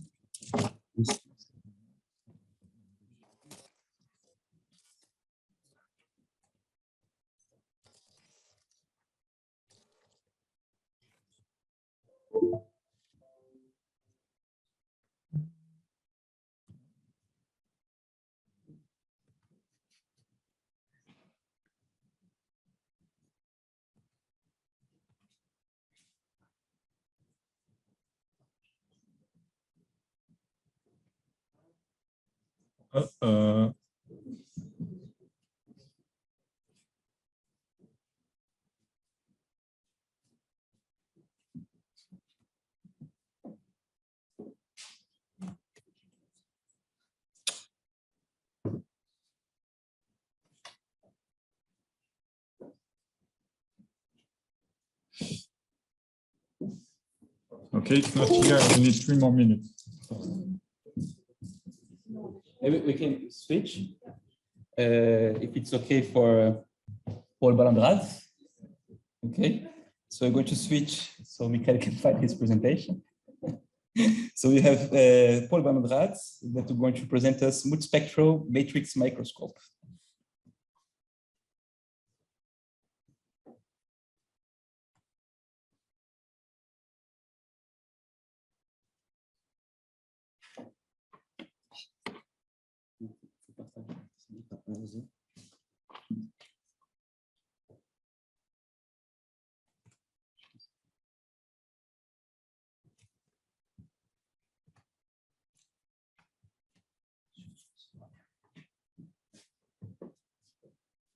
Okay, so hi everyone, I'm Paul from Institut Langevin, and I will present you the work I've been doing with my colleagues, Victor Barol, Nicolas Guigui, Mathias Fink, Claude Bocara, and Alexandre Aubry on a new type of microscope for label-free, diffraction-limited, and volumetric imaging.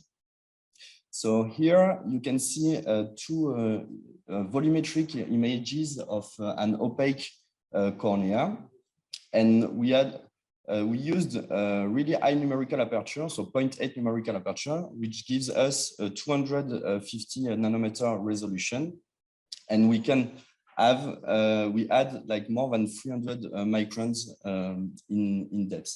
So we can acquire this kind of image in less than 1 second, and I will explain you now how is it possible to do this.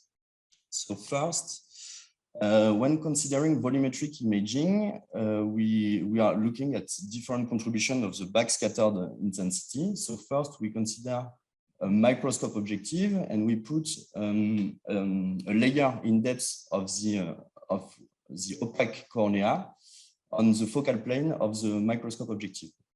So now, if you look at the backscattered intensity, the different contributions are the following. So the first one is the single scattering that carry true information on the layer, and this contribution dominates on 100 microns in depth.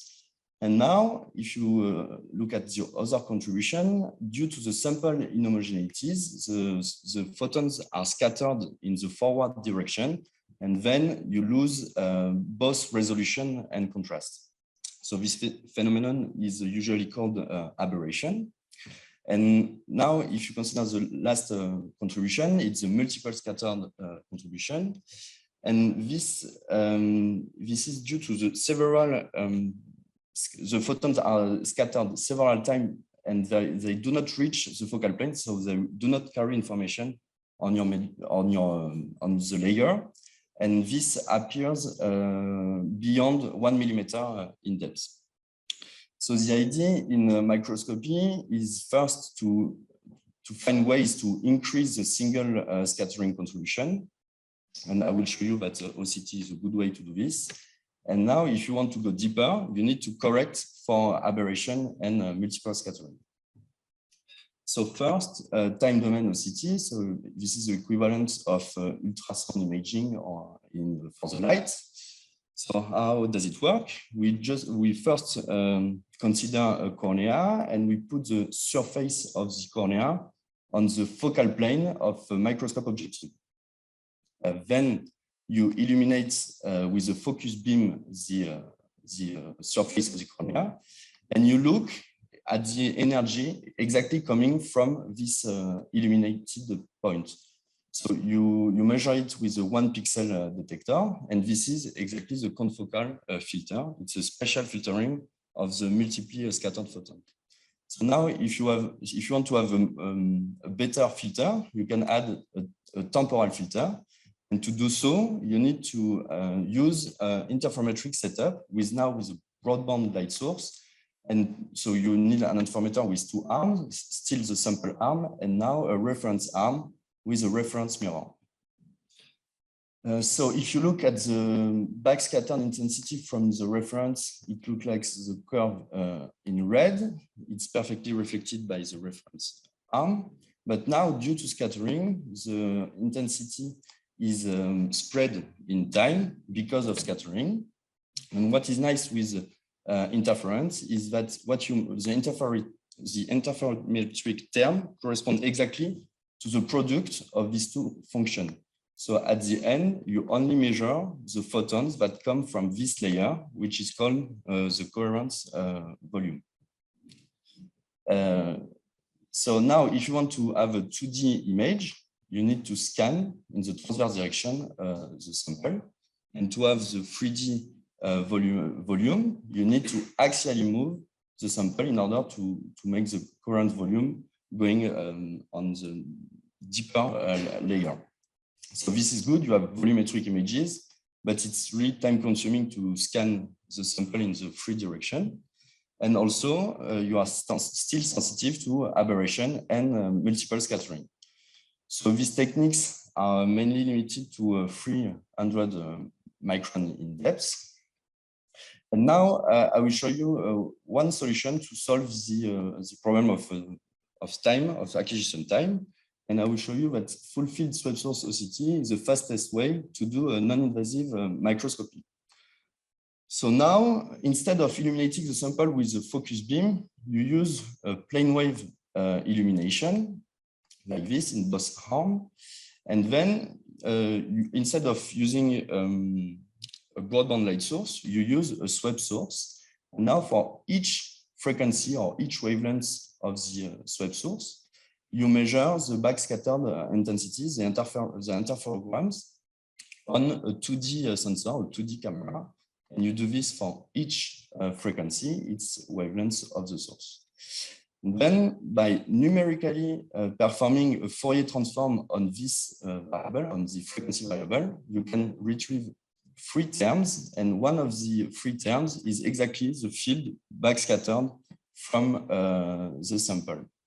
So if we look now at the surface of the cornea, we have quite good resolution because the focus is done on the surface of the cornea. But if you look at a plane deeper inside the cornea, you lose resolution and contrast. And this is due to the fact that the microscope objective has a finite depth of field. And so the idea, what was done in holoscopy, is to numerically propagate the focus from the focal plane to the plane of interest.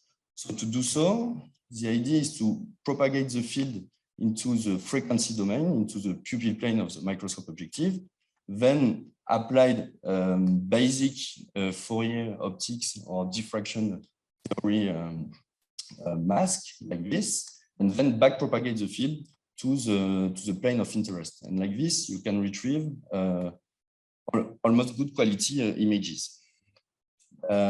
So these techniques, where the full field OCT swept source is widely used in laboratories for in vivo cornea imaging or in vivo retina imaging, and it's really nice because you can do in only 10 milliseconds, you can acquire millimetric volumes with micrometer resolution. But there are two main drawbacks of this technique is that as you eliminate the sample with a plane wave, you don't have the confocal filter. So you are really sensitive to crosstalk and to multiple scattering. So it's not possible to image with high numerical aperture. And also, like in time domain OCT, you are also sensitive to aberrations and multiple scattering, which limits the penetration, the depth penetration inside tissue. So now I will show you the approach we took here at Institut Langevin, which is a matrix approach for OCT. So it's a general approach for the complete wave control. So it's based on more than 15 years of research at Institut Langevin, particularly in the team of Alex Mowry. And it has already been demonstrated in the ultrasound field and also in seismology. And it's based on a strong and general mathematical and physical framework. So I will show you later that it's a change of paradigm with compared to classic adaptive optics. And this approach is based on the fact that the scattering process is a linear problem. So the idea is that if you can control the wave both at the input and at the output of your sample, it's that you can measure, it exists as the problem is linear, a function exists that links the input plane and the output plane through the sample. And this function is linear, so it can be represented by a matrix. And this matrix is what we call the reflection matrix. And this matrix contains, this matrix contains all the information on the sample. So now, from this matrix, I will show you that we are able to recover the confocal image. We can correct for aberration and to do it, and we can do it quantitatively. So, two questions now say, how can we apply this reflection matrix approach developed at the Institut Langevin to the fastest way to acquire backscattered field, so to fulfill subsource OCT? And from this matrix, how can we extract the relevant information? So first, how can we measure this matrix? So now, instead of illuminating the sample with only one plane wave, the idea is to illuminate the sample with many plane waves. So you can illuminate your sample like this. And for each plane wave now, still with the swept source, you acquire the backscattered interferograms on a 2D, on an ultra-fast camera. And for each frequency of your spectrum, you reshape this 2D, the 2D interferogram on the camera on a 1D vector, and then you store it into the multispectral reflection matrix. So you do this for all the spectrum of your swept source and for all the input plane wave. So at the end, we acquire all the information, and you can do it really fast thanks to an ultra-fast camera. So we did an experiment on a very opaque cornea, 4 years old ex vivo cornea. It was illuminated by more than 200 plane waves at the input. We used more than 1 million pixels at the output, over 300 frequency. And we used really high numerical aperture, so 0.8 numerical aperture, which gives us a 250 transverse resolution with an axial resolution that is less than 1 micron. So now that we acquired this matrix really fast, what we can do, the first step is to refocus the matrix for each depth. So if you consider the surface of the cornea, here is the classic full-field subsource OCT images. And now, thanks to the matrix, we can do two things. Numerically, is first to retrieve the confocal image. So to do so, we can combine the input plane wave at the emission, and it's exactly what we do numerically. It's exactly as if we had focused the beam at the input in green, and that we are looking at the energy exactly coming from this point in purple. So this is a confocal image. You can see a real gain in contrast and resolution. And also, as we record all the information, we can probe the point spread function of the system. And this, it's exactly numerically, again, it's exactly as if we focus on one point and we are looking at the energy coming from the point around this point. So we can probe the resolution, the quality of the focusing with this point spread function. So here is the surface, so everything is perfectly focused. But now, if you consider a layer deeper inside your cornea, you lose both contrast and resolution, and you can see that the point spread function is spread around the focusing point. So the idea now is to numerically propagate the data contained in the matrix, and to do so, we do an optimization on the point spread function. We apply both at input and output numerical propagation, as I explained before, with the classic Fourier optics. And like this, you can retrieve a better focus, but it's still not perfect. And at the end of the optimization, you can retrieve a really good confocal image with an almost diffraction limited point spread function. So just to sum up, here is what we record, the raw data. Here it's what is classic full field spectroscopy with only numerical propagation at the output. And here it's what we can do with the matrix approach by propagating the field both at input and output.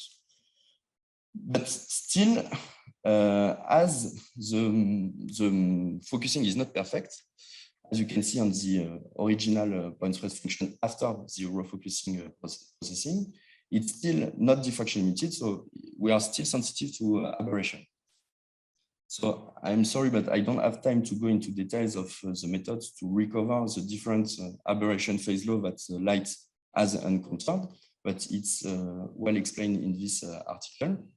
And from mathematical processing of this reflection matrix, from a singular value decomposition in well-chosen basis, it's possible to extract all the local aberration phase law that light has encountered during the propagation at the emission and at its reception in the cornea. So you can see that this phase law here, for instance, allows us to correct for aberration in this part and this part for this part, and like this on all the surface and on all the image. So you can see that we can retrieve some details after correction, and the point spread function, it's a good quantitative information on your media. So here are two movies of the cornea we image. So first, here it's each image corresponds to one layer inside the cornea, and here you have a B-scan of this cornea. So we can image all the depths of this opaque cornea. Here it's just the same thing, but in 3 dimensions. So what is nice is that we have good resolution, good transverse resolution, and good axial resolution. And as I said, we can acquire these images in the whole volume in less than 1 second. So this, and what is also nice, I think, is that we can use this approach to different kind of sample. So Sacha Reichmann from Institut de la Vision gave us some retinal organoids, and we applied the same approach. So here you can see en-face images from the whole volume, and here is a B-scan movie. So you can see in black the nuclei of the different cells that compose this organoid. So to conclude, I present you a matrix approach for OCT. We can acquire this matrix depending on the different parameter of acquisition quite fast, and depending also on the numerical aperture of the microscope objective and on the wavelengths and the number of wavelengths, we can acquire millimetric volume with a micrometer resolution. We can correct for aberration locally, which is quite different compared to classic adaptive optic. And we can add some quantitative information like the point space function on the medium. So for the perspective, we'd like to do in vivo and dynamic experiments, and also use all the degrees of freedom of this matrix to compensate not only for aberration, but also for multiple scattering. And the idea is now to extract more information from this matrix, and compute optical index map, and also other parameters like the scattering mean free path. So thank you for your attention.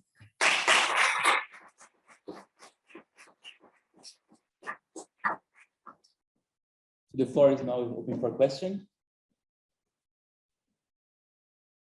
Yes, Kate? What depth did you actually organize?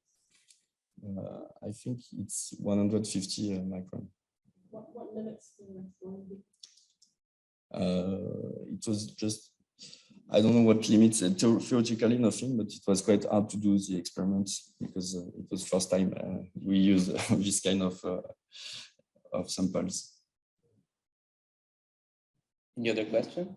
Yes. You talked about iterative optimization for aberration compensation, and then it looks like you didn't use it anymore with the bigger matrix. Which this optimization? Yes. It's the first step. Yes. Because what you apply is this kind of Fresnel law. And so it's just deterministic phase law. If you want to correct for more complex aberration, you need another process. You can correct for aberration with optimization also, but it's not the way we do it. Is it okay for? It's all deterministic. No, this is, the refocusing is deterministic, but the correction of aberration, it's not deterministic. And even after that, you use an optimization problem. No. First, what we measure is this. After, you need to, as you are inside, you are in the medium like this, and you don't move anything due to the finite depth of field of your microscope objective. You need to propagate the focal plane from this to this. So the idea is to use these Fresnel laws. And how do you know that your coherence volume and your focal plane well match? You know this by the PSF. This is how we do it. We know when the energy at the center of the point space function is the greatest. Okay? You want to take the speaker once again?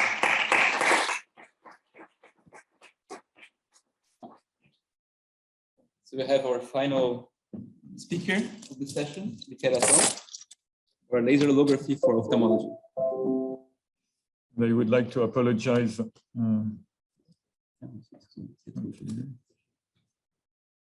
Ok, this is it. Comment je fais pour sur le bureau et aussi ici. Là-dedans.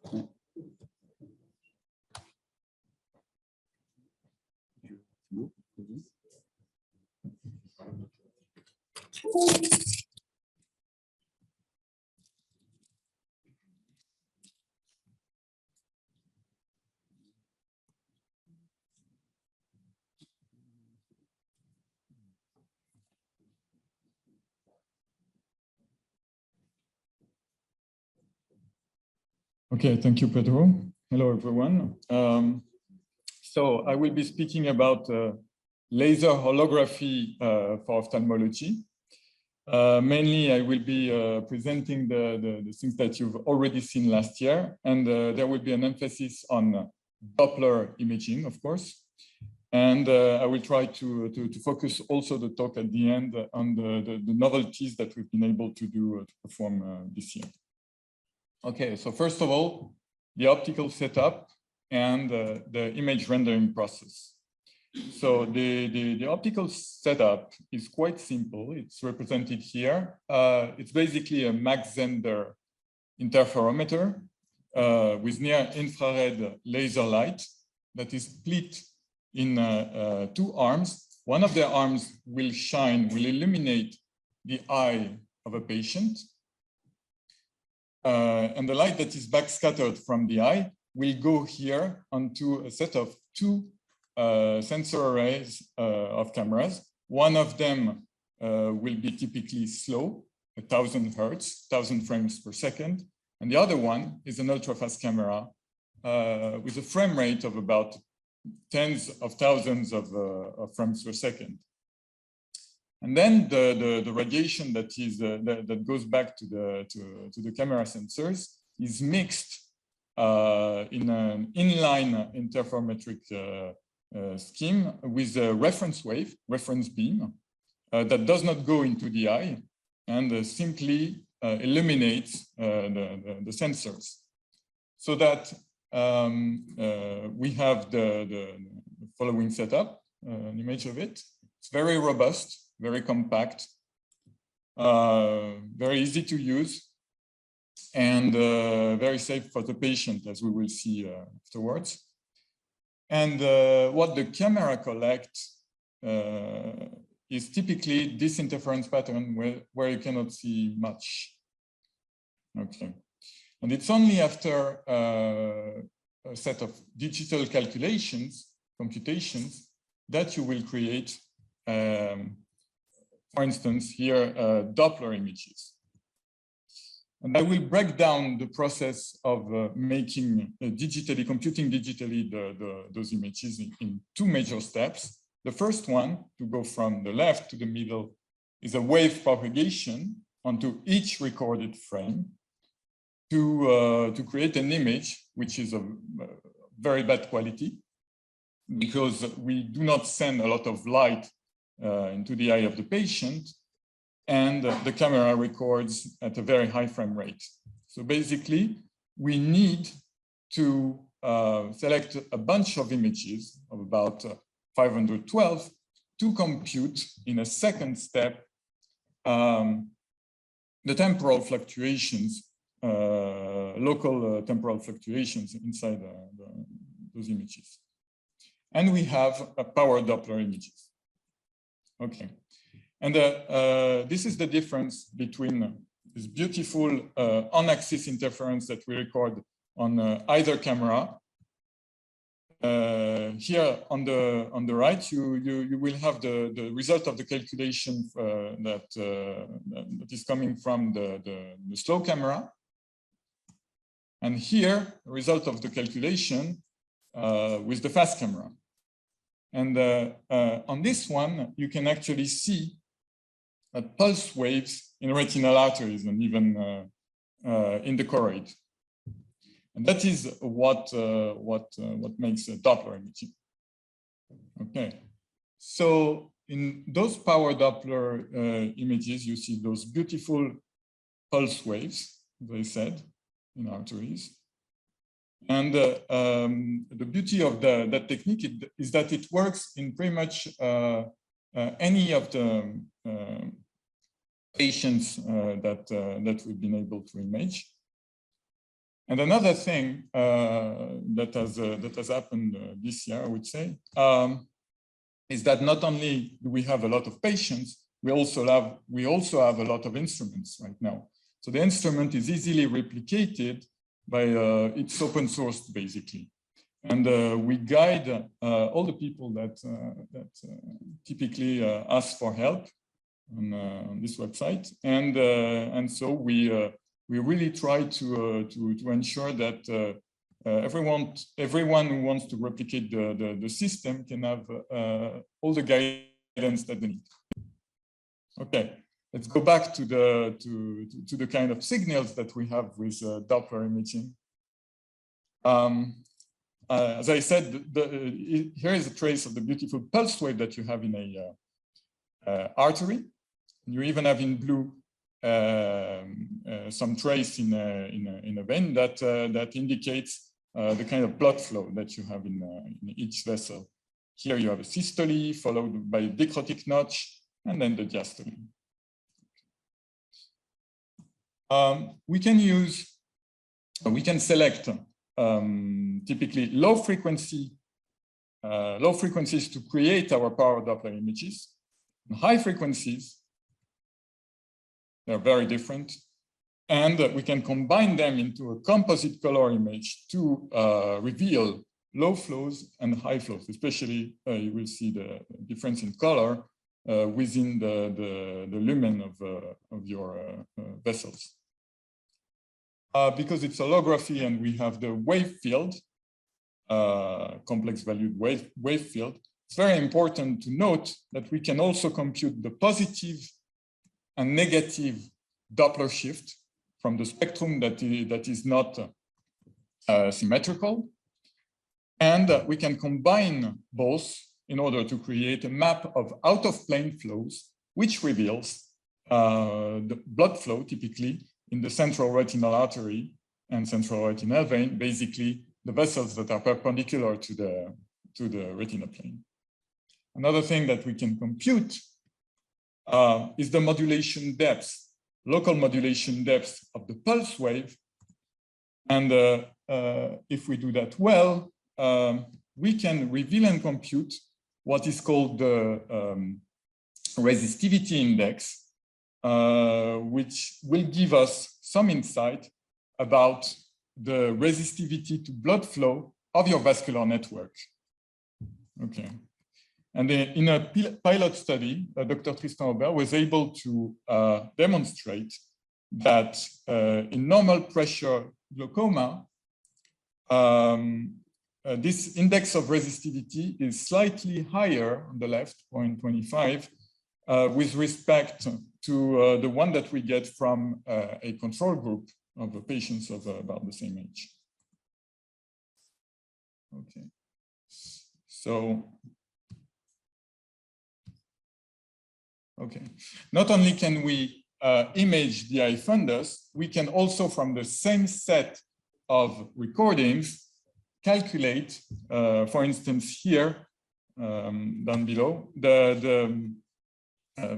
basically the image in the anterior segment of the eye, and so we can see the difference between healthy volunteers on the left and patients which have issues with their cornea here on the right.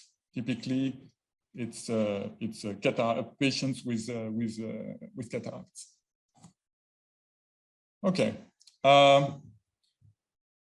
There is the possibility to do aberration compensation, first of all, measurement and then compensation from with this technique.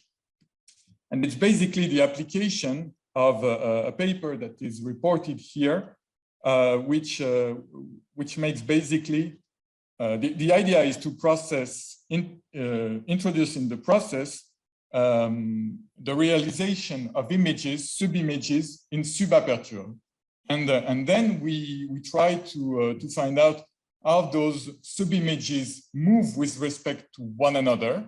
And then we can compute from this big matrix, basically the dynamic aberration that we can reintroduce in our calculation in order to increase the quality of our images. So basically, we create an instrument which has always a perfect point spread function optically. We extended this in order to perform peripheral aberration compensation, which is very valuable for the study of myopia. I will not speak a lot about this, but we can do it, especially when we can perform imaging of a wide field of view. And I will get back to that. Okay, now let's move on to a few selected cases of Doppler images in case of blood flow impairment. First of all, high pressure glaucoma. Does not start.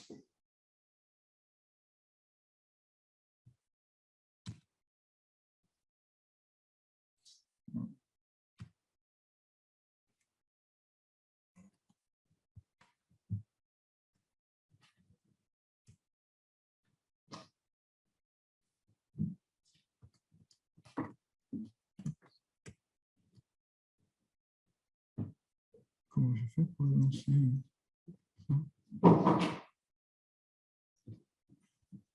Okay, excuse me again. Here you see on the left and on the right the same eye of the same patient before and after filtering surgery, which is basically a procedure called needling in that case, that reduces the intraocular pressure from 38 millimeters of mercury to 7 millimeters of mercury. And the Doppler images that we have suggest highly that there is a strong difference in the hemodynamics throughout the cardiac cycle in those cases. I hope it will not work after that. I'm sorry.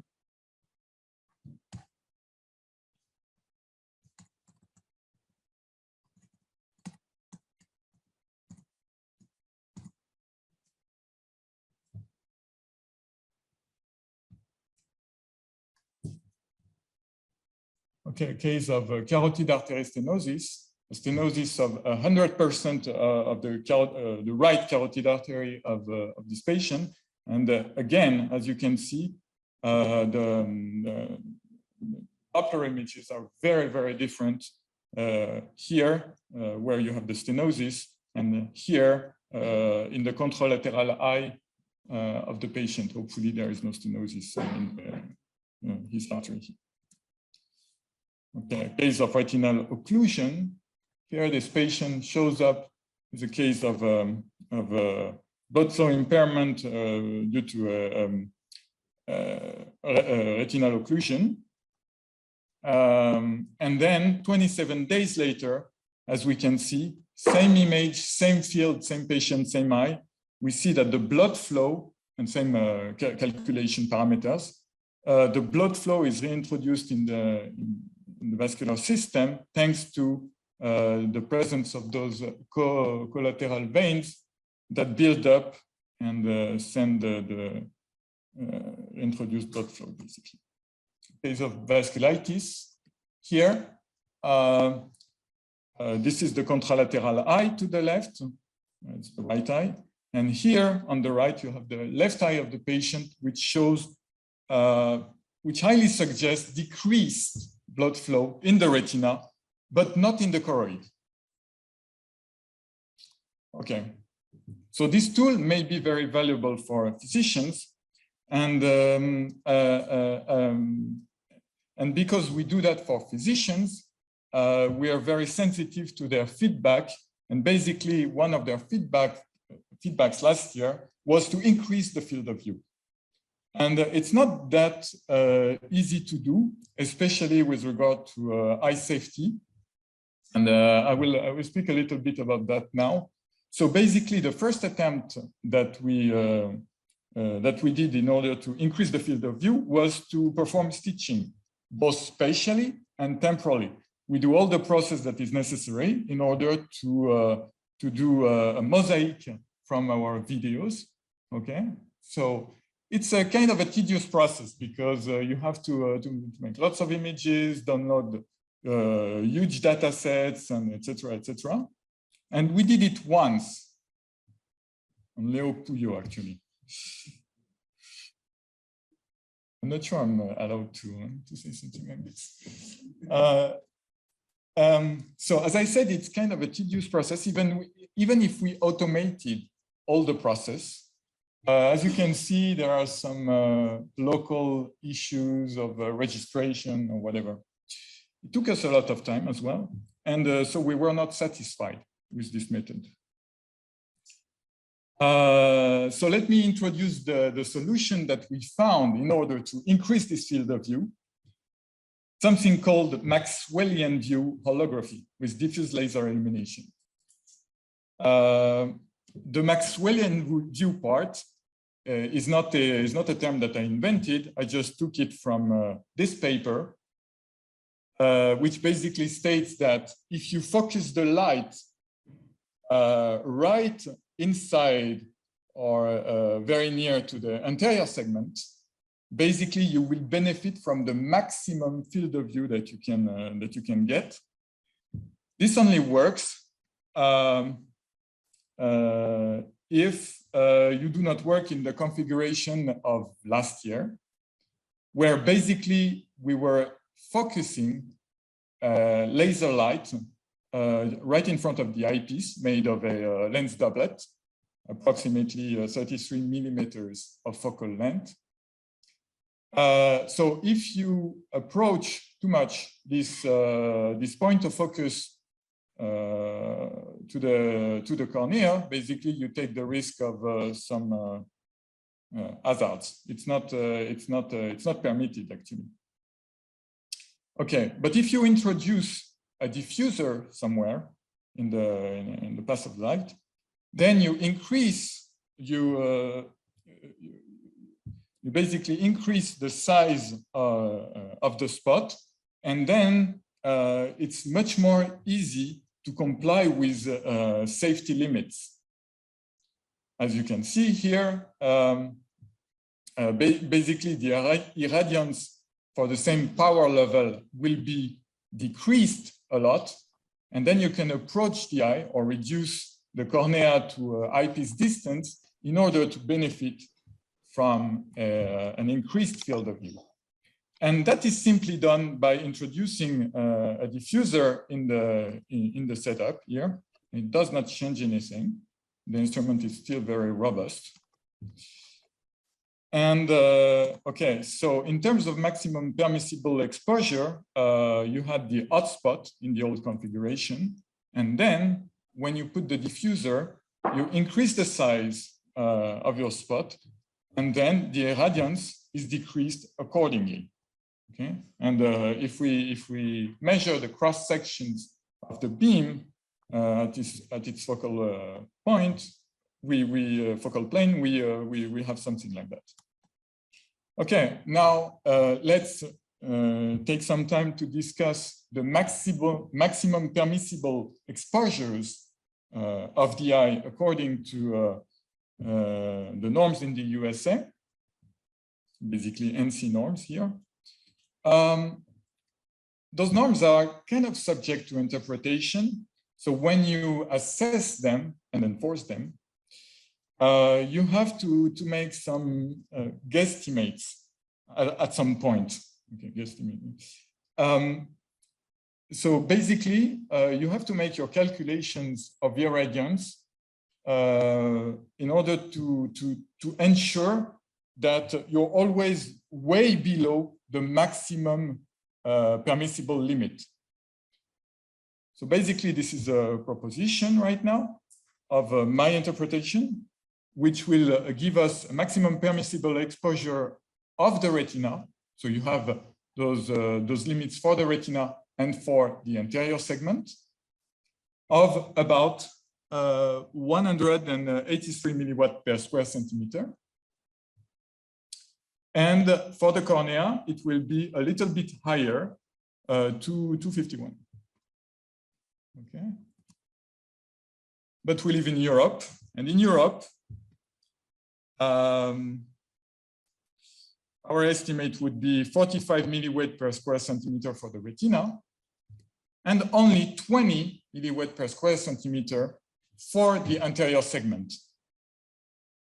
And this is for the standard configuration where you illuminate your eye away from the focus spot, basically, in a divergent configuration. So the light expands and then reaches the anterior segment. What we did with the Maxwellian view configuration, is that we fall into another part of the documentation for the guidelines for the maximum permissible exposure, and then we are allowed to send much more basically energy into the eye in this configuration, and we are no longer limited by the exposure in the cornea plane, but in the retina plane. So that's something very interesting and valuable for us, because it will enable us to make use of even much faster cameras that will be hopefully built in the future. Okay, so let me finish with some examples of wide field images that have been done with this technique. And in that case, again, automated stitching, but this time of only a few images, typically 2. Okay, and as you can see, you still have those beautiful power Doppler images in the eye of patients that I will not really describe the pathologies, but there are. And I will finish with that. One last word.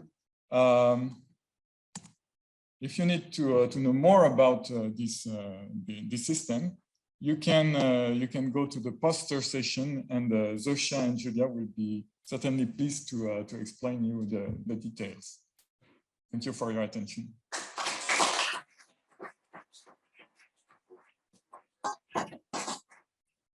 Thank you, Michel. I suggest that if someone has questions, we can continue that in discussion outside for a coffee. So we have 20 minutes. We can say that we come back at 5:10, so 50 minutes.